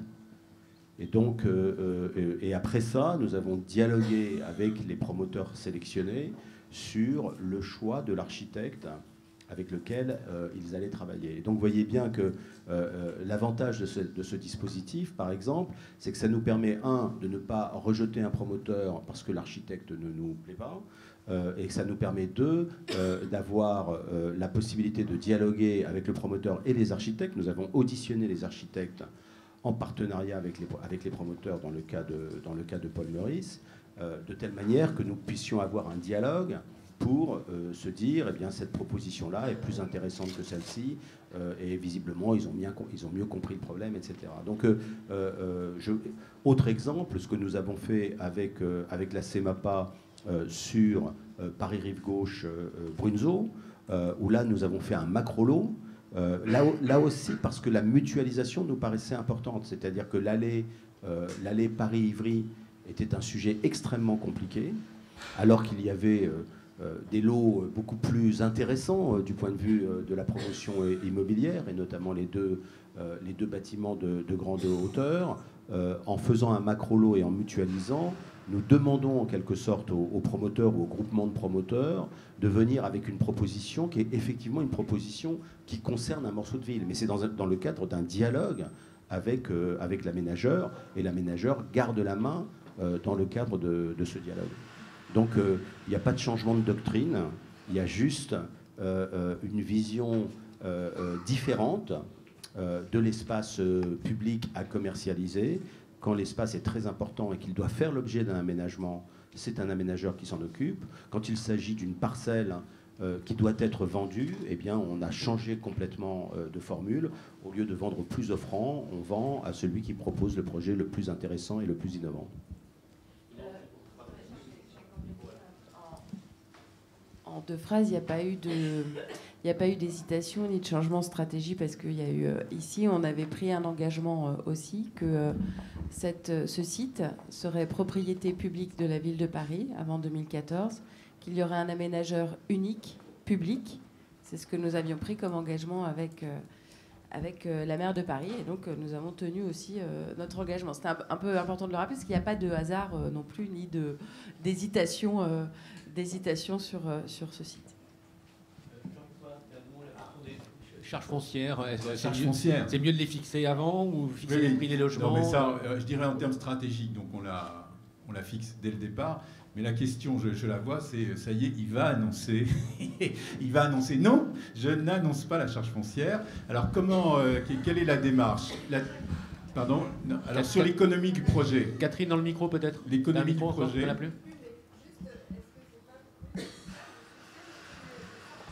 Non, alors, parce que ce qui nous intéresse, je vais expliquer. Donc, un des critères de la note stratégique, c'est l'économie du projet. D'accord? Et sur l'économie du projet, en effet, sur Paul Meurice, on le voit, il va y avoir une proposition, en effet, qui va engager, vous avez tout à fait raison, le promoteur sur son prix de sortie, qui va être un prix de sortie au mètre carré moyen. D'accord? Et vous voyez bien que, là aussi, dans l'innovation et dans l'évolution aujourd'hui de ce qui se passe, certes, on connaît tous ce qu'est un bilan promoteur, mais on voit tout de même, par exemple, que les méthodes de commercialisation changent. Voilà. Et ce qu'on voit aussi, c'est qu'il y a des évolutions qui se font sur le point simplement économique. Donc comment ça va se faire dans l'économie du projet? Oui, il y a un prix de sortie qui va être proposé par chacun des groupements à partir de la fixation de la charge foncière par l'aménageur. Et ce qu'on voit sur Meurice, c'est qu'il y a des évolutions et des propositions qui peuvent différer. Et dernier point, ce que nous vérifions, nous, en tant qu'aménageurs, c'est la cohérence de la proposition. Ici, il y a de la réhabilitation. Et donc, pour donner un peu le cahier des charges qui sera mis en ligne, nous demandons aussi le coût de construction, comment il est calculé, et nous nous assurons ainsi de la cohérence du projet. Jean-Louis Messica, vous vouliez qu'on parle un petit peu d'énergie. Est-ce qu'on peut y revenir quelques instants? Oui, bien sûr. Je laisserai Mélanie expliquer précisément ce que nous avons fait, mais juste pour expliquer pourquoi nous l'avons fait. Nous avons une vision maintenant de la façon dont on doit équiper d'un point de vue énergétique nos sites, qui est directement lié au nouveau plan climat que nous avons voté et aux accords de Paris. Et nous nous rendons compte que là aussi, si jamais on n'a pas une forme de mutualisation, par exemple PBA en ce moment est en train d'expérimenter à Clichy-Batignolles un projet qui s'appelle Cordée et qui consiste à créer un nouveau métier pour un aménageur qui est celui de facilitateur énergétique et qui fait travailler ensemble les différents usagers et propriétaires des bâtiments pour essayer de trouver la meilleure performance énergétique possible, pas seulement avec une technologie de réseaux intelligents locaux, mais également en tenant compte que le comportement humain est essentiel et que la bonne gestion des bâtiments dans la durée est quelque chose d'essentiel. Très souvent, nous avons des bâtiments qui sont sur le papier extrêmement performants, qui sont livrés et qui, au bout de 2 ans, par manque de maîtrise des usagers, sont beaucoup moins performants que ce qui avait été annoncé. Et puis d'autre part, la stratégie énergétique, elle doit être mutualisée parce que si vous raisonnez par exemple géothermie, eh bien ça doit être pour tout le monde. Si vous voulez faire des échanges d'énergie entre bâtiments, il faut concevoir le réseau en amont de toute construction. Vous avez des questions essentielles qui sont production locale ou production centralisée. Mélanie va va en dire un mot. Et donc on a lancé un appel à projet, un appel à contribution. Mais je vais tout de suite passer la parole à Mélanie pour qu'elle explique ça en détail. L'enjeu, sur Saint-Vincent-de-Paul, c'est vrai qu'on est petit, mais beaucoup d'ambition. Et dans cette transition vers la ville post-carbone, il fallait effectivement envisager un peu un scénario de rupture. Et ce scénario de rupture, il s'envisage par une méthode aussi différente d'approche de la stratégie énergétique et de ce qu'est le projet énergétique de Saint-Vincent-de-Paul. Donc on a l'expérience de Clichy-Batignolles, mais on était aussi fortement incité, et j'ai envie de nous la rappeler plusieurs fois, à interroger aussi les porteurs de projets, les différents acteurs de l'énergie pour pouvoir imaginer des solutions qui ne soient pas que des solutions classiques qu'on peut déployer dans les projets. Sauf que, et du coup, quels sont les scénarios qui se dégagent alors, du coup? Parce que c'est les contributions, c'est ça les contributions, c'est-à-dire que outre l'évaluation des besoins qu'on a faite au plus proche des usages et en tenant compte des évolutions tendancielles, c'était de décliner, en tout cas d'explorer l'ensemble des ressources et des solutions techniques. Dans ces solutions techniques, il y a des solutions techniques qui sont très innovantes et qui sortent de l'appel à contribution. Et il faut quand même arriver à, apprécier leur degré de maturité, leur degré d'acceptabilité sociale au sens et dans l'insertion urbaine, parce que la microméthanisation... Et aussi pour les opérateurs. Et pour les opérateurs, bien évidemment. Et donc il y a la question de comment on agrège l'ensemble de ces solutions pour trouver un modèle à la fois performant dans sa production et distribution d'énergie et également économiquement acceptable. Et c'est la question du coût global qui est posée. Donc on a 2 scénarios aujourd'hui qui sont étudiés, des scénarios. Un scénario centralisé qui serait peut-être le plus conventionnel et le plus classique, si je puis dire. On a néanmoins cherché, et en associant des dispositifs qui sont différents, puisqu'on ferait de la récupération calories sur le réseau d'eau non potable, donc le réseau d'eau brute. Donc scénario classique, c'est quoi alors? Classique, c'est un scénario où on déploie en centralisé. Donc on a une seule réseau, boucle, et une solution entre guillemets unique, mais qui peut agréger différentes solutions support, complémentaires. Voilà. Et la biomasse. Voilà. Donc ça, c'est la solution centralisée. Et puis enfin, on explore, et là, on va un peu loin, et c'est vrai que c'est une question qui est compliquée. C'est des solutions bâtiment par bâtiment, mais qui néanmoins fonctionnent dans un dispositif, donc on est dans un dispositif dit décentralisé, avec du coup différentes solutions explorées bâtiment par bâtiment selon leurs usages et les disponibilités qui se présentent. Et la difficulté, c'est de les faire travailler ensemble. Et ensuite désigner un opérateur unique qui permettrait effectivement de garantir le tarif. Il n'y a pas la question de la tarification du gazé, la question de la facture, et que chacun ait la chaleur au même prix, l'eau chaude au même prix. Voilà. D'accord. Bon, ça, c'est pas tranché encore. Peut-être une précision quand même, c'est que la biomasse n'est pas une solution classique en ville. Non, la solution n'est pas classique, mais c'est, je dirais, le scénario centralisé qui est l'approche, effectivement. Voilà. On regarde une solution qui, effectivement, serait, pour une ville comme Paris, absolument révolutionnaire. Une question. C'était vous, pardon. Non, c'était toi. J'ai une question. Arnaud Paillard pour Cadre de Ville. Je suis désolé, mais attends, j'ai pris le micro. Donc, ok, très bien. J'ai une question rapide pour Paris-Batignolles Aménagement. Vous parlez beaucoup de maîtrise d'usage, de co-construire les futurs même bâtiments avec les futurs locataires du logement social. Vous tweetez beaucoup là-dessus. J'ai vu qu'hier, il y avait des ateliers. Vous avez tweeté sur des ateliers de co-conception. Alors, j'aimerais en savoir plus là-dessus. Comment ça se passe concrètement? Qui est associé à ces ateliers? Qui vient? Est-ce que c'est un jury citoyen? Est-ce que c'est des gens que vous avez trouvés par hasard? Et comment ça se passe pour co-construire un quartier comme ça? Donc on va détailler donc aujourd'hui les premiers ateliers ils ont été ouverts sur le super équipement, d'accord, et donc on en est au 2e atelier où il y a une 60aine de personnes. On les a trouvés à partir, Corinne, des listes électorales, préciser le mode de sélection, entre guillemets, qui n'est pas vraiment une sélection, quoi, mais ils ont été d'abord tous ceux qui se sont manifestés spontanément, voilà, notamment via le site internet de la mairie du 14, etc. Et effectivement, on était attentif à ce qu'il y ait aussi des jeunes, par exemple. Et donc, on a pris sur liste électorale un certain nombre de personnes à qui on a adressé explicitement un courrier pour que les gens soient informés. C'est une forme de jury citoyen. Oui, enfin, si on peut appeler ça comme ça, oui, mais... Il n'y a pas de jugement, personne, il n'y a pas de verdict. Des conseils de quartier où vous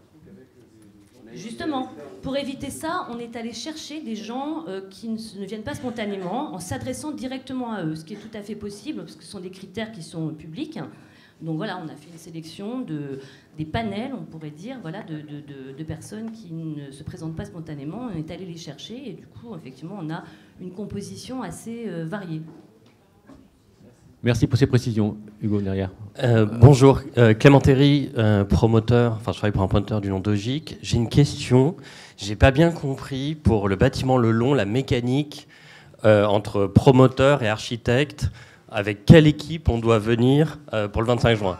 Donc ça c'est ma première question, c'est-à-dire qu'on vient avec, j'ai compris, 2 architectes, mais est-ce que c'est deux architectes qui vont faire le projet et du coup je comprends pas très bien quel est le sens de faire ensuite la note, ou bien alors c'est plusieurs équipes de 2 architectes, un peu comme vous aviez fait sur Paul Meurice.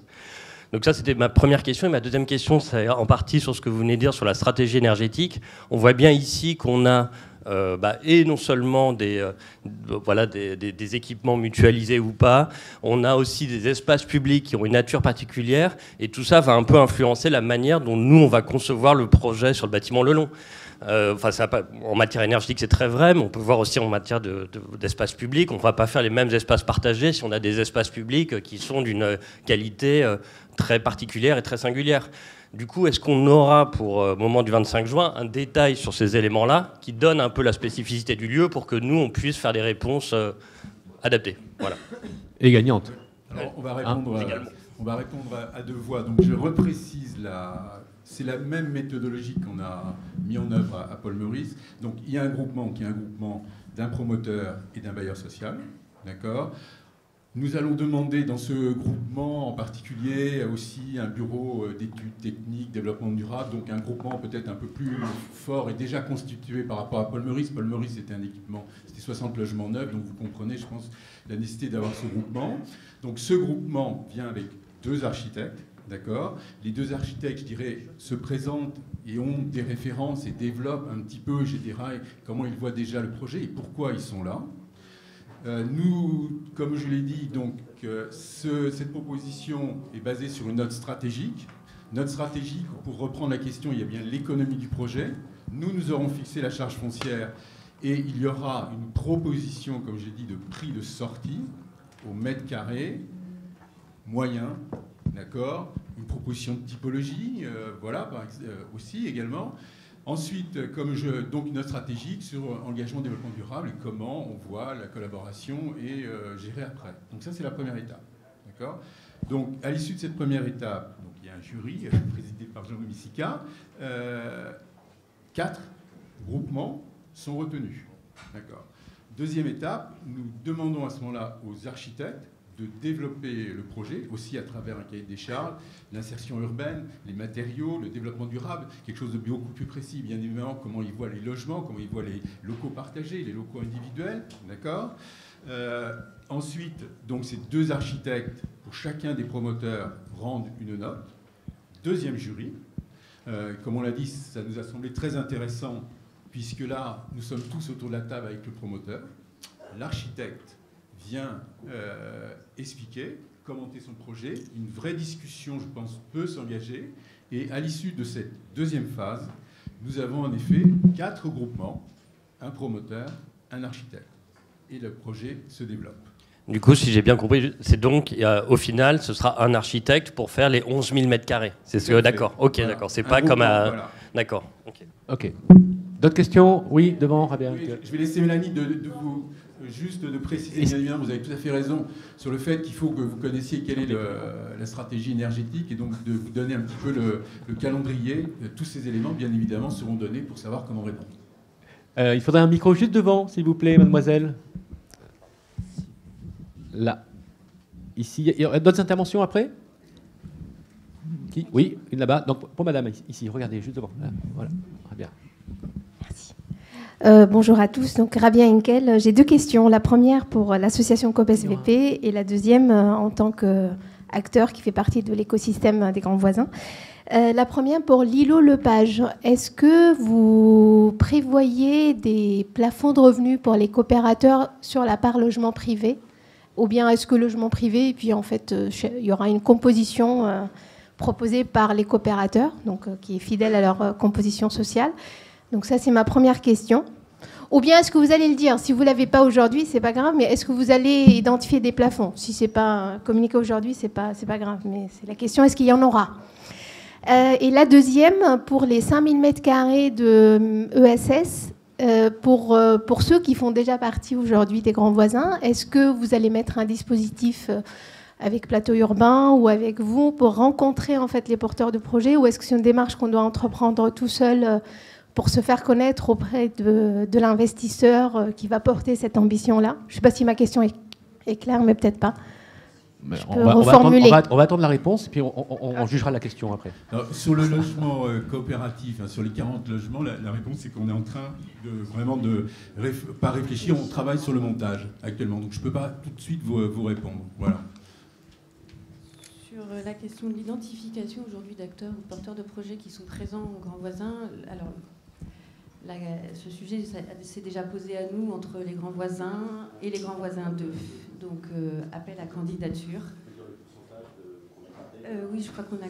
Voilà, on était à 60% de structures qui ont été conservées, 40%, on a souhaité que ce soit ouvert, parce que ça allait aussi avec l'idée d'avancer le temps de préfiguration étant un temps différent. Ça va s'arrêter. Il y a un moment donné, pendant 2 ans, il n'y aura plus de locaux disponibles. Donc de toute façon, ça va être un dispositif qui va être développé. Et on a, comme le disait Jean-Louis, on attend des investisseurs différents qui prennent, et des commercialisateurs qui peuvent être des acteurs comme Plateau Urbain ou d'autres qui jouent ce rôle aujourd'hui dans la dynamique économique, le développement économique. Et donc voilà, il y aura certainement, en tout cas nous, ce qu'on souhaiterait, c'est qu'on puisse avoir les mêmes dispositifs très ouverts d'appel à candidature pour les structures et qui viendraient occuper les locaux. Voilà. Oui, comme l'a très bien dit Mélanie, l'urbanisme temporaire, il y a nécessairement une solution de continuité entre l'urbanisme temporaire et l'urbanisme définitif, qui est la période des travaux. Et là, ça va durer 2 ans. Et donc 2 ans, c'est long quand même pour un commerçant, pour un artisan. Donc il faut bien se rendre compte que autant on essaiera d'avoir une méthodologie similaire d'appel à candidature, peut-être d'ailleurs, est-ce que cet appel à candidature sera copiloté par le preneur et par PBA, mais il faut avoir à l'esprit que, bien évidemment, tous les gens qui développent aujourd'hui des projets devront trouver des sites qui pourront d'ailleurs être des sites temporaires que nous leur proposerons. Moi, ce que j'aimerais bien, c'est qu'il y ait dans cette ville, et peut-être même à l'échelle du Grand Paris, une espèce de dynamique et de mutualisation du travail, d'identification des sites et d'identification des porteurs de projets, mais il y aura une rupture. Pour pouvoir avoir un vivier d'occupants et de lieux à occuper temporairement, c'est ça l'idée? Oui, vous avez vraiment deux grandes catégories d'acteurs sur cet urbanisme transitoire. Ceux qui sont là, bien qu'ils veuillent avoir une activité pérenne, mais qui n'ont pas les moyens de payer un loyer dans des sites pérennes. Ceux qui sont en devenir. Voilà. Et bien évidemment, ceux-là, ils ne rêvent que d'une chose, c'est d'avoir les moyens de se payer un loyer dans des sites durables. Et puis ceux qui sont plus dans une logique de l'éphémère. Et ceux-là, il faut qu'une ville comme Paris soit capable de leur proposer des lieux éphémères en tant que de besoin. Voilà. Donc c'est très intéressant. Monsieur. Oui, bonjour, Émeric Lambert, Parc Architecte. J'avais une question plus générale de réflexion, de projet pour la ville et certainement pour ce site qui s'y prête peut-être. À savoir, j'ai l'impression qu'il y a quand même un impensé dans cette réflexion sur le biosourcé, le durable et les habitants. C'est une catégorie d'habitants qu'on a tendance à oublier, qui sont la faune et la flore. Et je voulais savoir où en était la réflexion là-dessus à la ville de Paris, et certainement pour ce site qui peut s'y prêter. Y a-t-il là-dedans une réflexion en cours, des attendus pour intégrer aussi ces habitants dont on a besoin dans notre fonctionnement? On n'a pas parlé du plan biodiversité appliqué à Saint-Vincent, Yannick, un petit, puisque c'est ça un petit peu. Hein. Oui, ça fait partie de cela. Voilà, quel est le travail sur ces sujets aussi pour fonctionner en écosystème avec ces autres habitants de la ville? Monsieur l'urbaniste. Monsieur l'urbaniste. Alors, il y a, par rapport à ces autres habitants de la ville, d'abord, il y a eu un dossier de création de ZAC et de réalisation, le document assez classique. Et si vous le regardez, en fait, on a pas mal travaillé en amont sur, évidemment, la biodiversité présente sur site qui n'est pas si nombreuse que ça.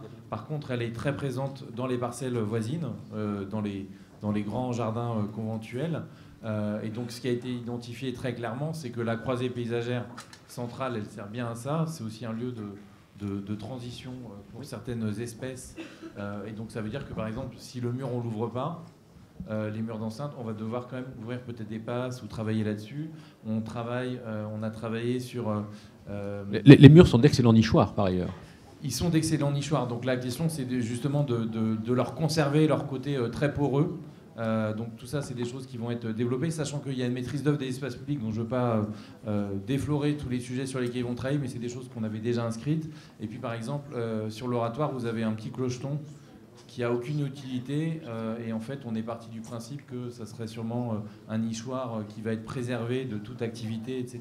Donc il y a déjà une réflexion assez poussée, et je pense que dans les périodes transitoires de ce type-là, dans des lieux où la voiture disparaît pendant un certain temps, il se développe des choses. Donc l'équipe de paysagistes empreintes qui travaillent sur ce sujet-là vont explorer plus en avant ce sujet, mais il est intégré comme...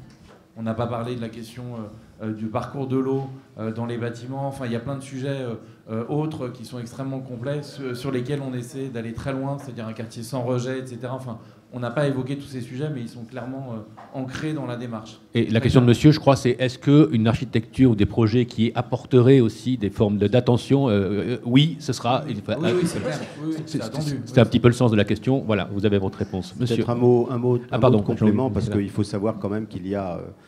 juste à côté de ce quartier, un jardin tout à fait exceptionnel qui est celui de la Fondation Cartier. Et nous avons entamé des discussions avec la Fondation Cartier, d'abord pour donner de la visibilité au quartier sur ce jardin, sans doute avec des ouvertures. Aujourd'hui, c'est un mur. Demain, ça pourrait être autre chose qu'un mur. Et même un accès au jardin depuis le quartier. Donc c'est un peu compliqué sur le plan... Voilà. Et sur le jardin des congrégations voisines, comme me le dit, on est entouré de jardins absolument magnifiques, hein, et franchement, ce serait dommage qu'il n'y ait ni visibilité ni accès, et donc on discute avec tous les voisins pour voir si jamais ces jardins pourraient être un petit peu plus ouverts au public.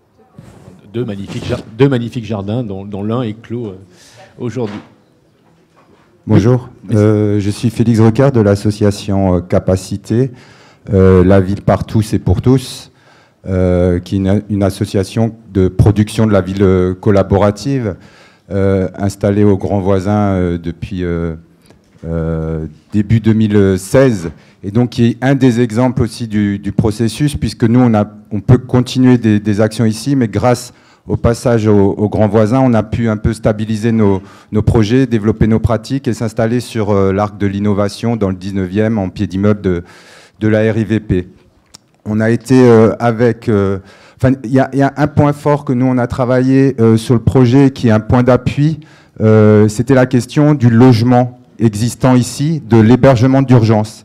Et notamment, on a travaillé à la première production avec un certain nombre de résidents de la coprogrammation du premier équipement qui a été la maison des médecins, qui est un équipement coproduit pour les résidents, par les résidents.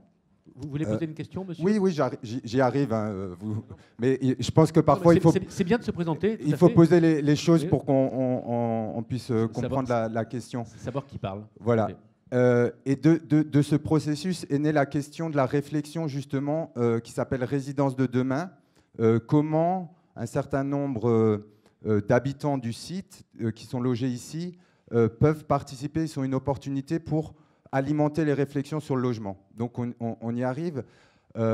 Cette dynamique, elle a créé ce qu'on appelle un cercle immobilier, c'est-à-dire qu'il y a déjà un certain nombre d'acteurs qui travaillent avec nous, Foncière Caritas, Solifap, pour essayer de voir comment, sur l'approche logement d'abord, cette expérimentation ici pourrait se saisir de ce qui se fait. Donc moi j'ai deux propositions, ça rejoint un peu la logique de Rabia. Comment ce processus peut être intégré avec les deux bailleurs qui sont identifiés. On peut continuer le travail, alimenter le travail de Paris Habitat et de la RIVP sur cette logique de logement d'abord, d'un logement accessible et les communs. Et puis comment on continue cette proposition de groupement qui me semble intéressant et qu'on puisse intégrer aussi des usagers et des gens qui avancent fortement sur cette réflexion. Voilà. Deux questions donc. Qui veut répondre? Jean-François Danon. Aujourd'hui, donc votre question et suggestion, elle est très bonne, puisque aujourd'hui, si vous voulez, on est vraiment dans le démarrage de cette dynamique. Donc moi, je l'entends et je la prends et je la retiens, hein, puisque on va construire, c'est la première fois qu'on va construire, et en effet, cette expérience-là, oui, on va l'intégrer. Karine Petit. Oui.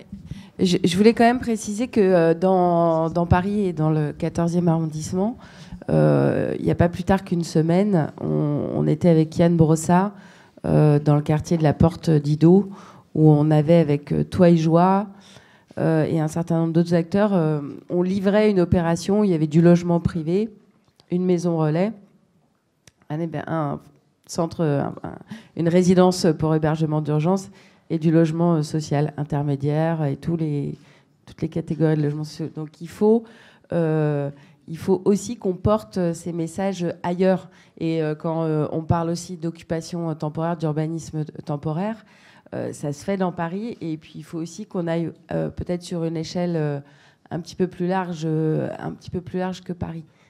Il faut qu'on travaille aussi ailleurs, il faut que ça se produise ailleurs, ce genre de projet d'hébergement. Tout ne se fera pas à Saint-Vincent-de-Paul non plus. Voilà, mais il y a du boulot aussi ailleurs. Voilà, et nous, on est disponibles aussi pour y travailler sur d'autres endroits dans l'arrondissement. Merci, vous parliez de Toi et Joie, ça tombe bien. Hein. Oui, Sébastien Kuperberg de Toi et Joie. Merci, c'est pas du tout fait exprès, hein, on ne s'est pas du tout accordé, mais en tout cas, c'est bien fait. La transition est parfaite, très merci. Bien fait. Donc Sébastien Kuperberg, Toi et Joie, groupe Post-Habitat. Moi j'ai deux questions un peu plus pragmatiques. La première concerne l'îlot Lepage.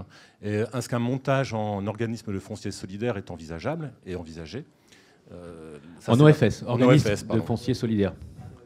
C'est une forme de démembrement qui garantit la pérennité de l'accession sociale dans le temps. Et la deuxième question... Donc c'est Jean-Louis Missica qui va répondre, j'ai l'impression que c'est lui. Et la deuxième question concerne la consultation sur l'îlot Le Long, et notamment, on a bien compris qu'on était sur un groupement promoteur-bailleur, donc avec une vente en VFA aux bailleurs, notamment, je pense que ça se fera dans le cadre du droit commun à la Ville de Paris sur les valorisations. Mais la question, c'est quelle est la place du bailleur dans le groupement avec le promoteur?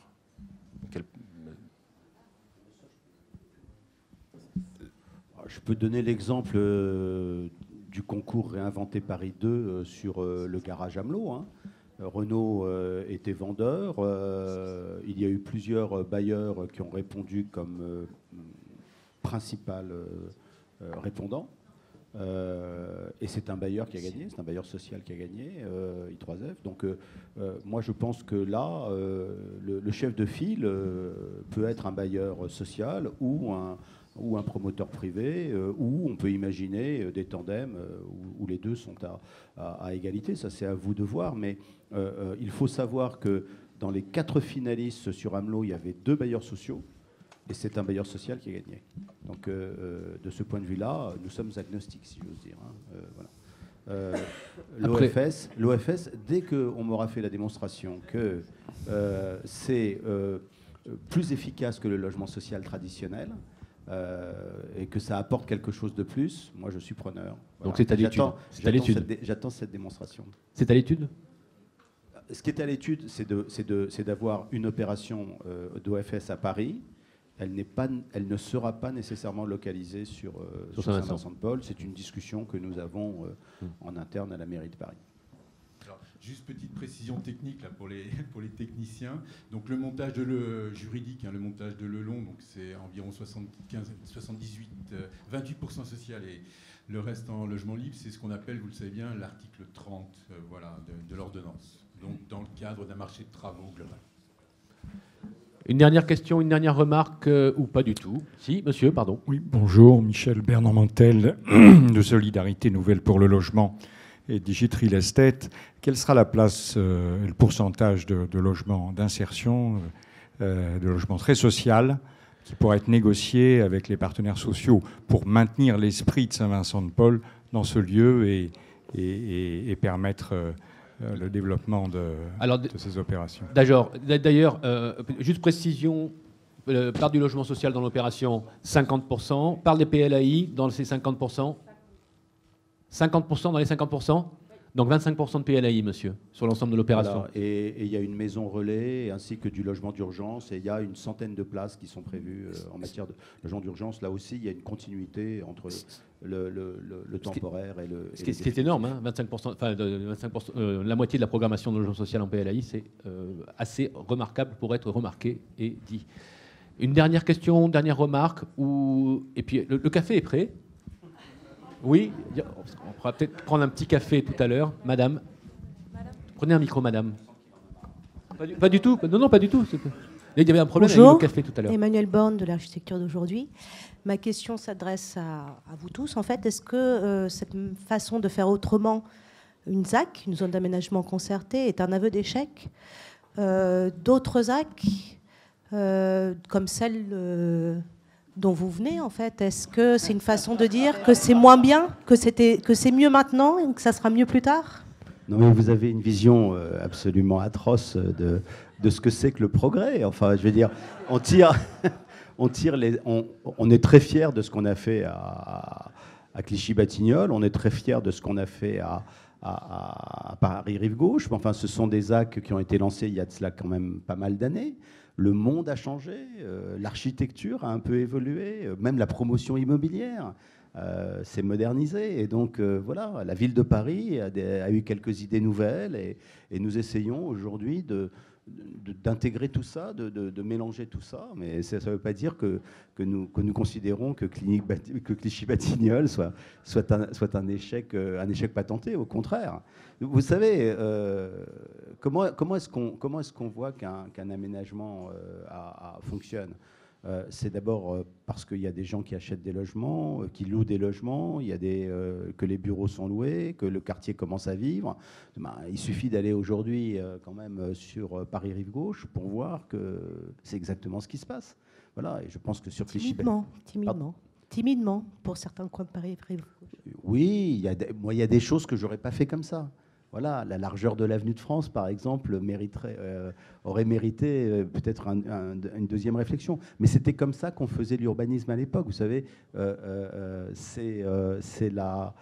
et peut-être que nous sommes en train de commettre des erreurs qui seront stigmatisées par nos successeurs dans 10 ans ou dans 20 ans. Le discours que j'ai tenu sur Montparnasse et sur l'urbanisme de Dalle, bon, il faut savoir quand même qu'au moment où ça a été fait, c'était considéré comme le nec plus ultra, le top de l'urbanisme. Tout simplement parce qu'à l'époque, tout le monde partageait l'idée qu'il fallait asservir la ville à la voiture. Aujourd'hui, on est dans une logique d'émancipation de la ville par rapport à l'automobile. Et donc, on conçoit la ville en fonction de ces idées qui sont des idées forces. Et bien sûr que nous disons que cet urbanisme de Dalle est catastrophique. Mais à l'époque, c'était, je vous dis, comme ça qu'on voyait la ville. Clichy-Batignolles. Le mieux, c'est que vous veniez, et je vous invite à la journée porte ouverte le 23 septembre 2018. Il n'y a plus de questions. On arrête là. Peut-être un petit mot de conclusion ou pas. Hein. Je ne veux pas vous forcer. Enfin, comme vous voyez, on met beaucoup d'espoir dans ce projet. Je crois que Karine et les équipes de la mairie se dépensent énormément. Nous, on travaille d'arrache-pied et on veut vraiment faire un morceau de ville du 21e siècle, zéro carbone, zéro déchet, et avec une qualité de vie pour les habitants tout à fait exceptionnelle et une mixité sociale dont on voit bien qu'elle sera particulièrement utile dans ce quartier. Karine Petit, un petit mot? Non. Merci pour votre attention.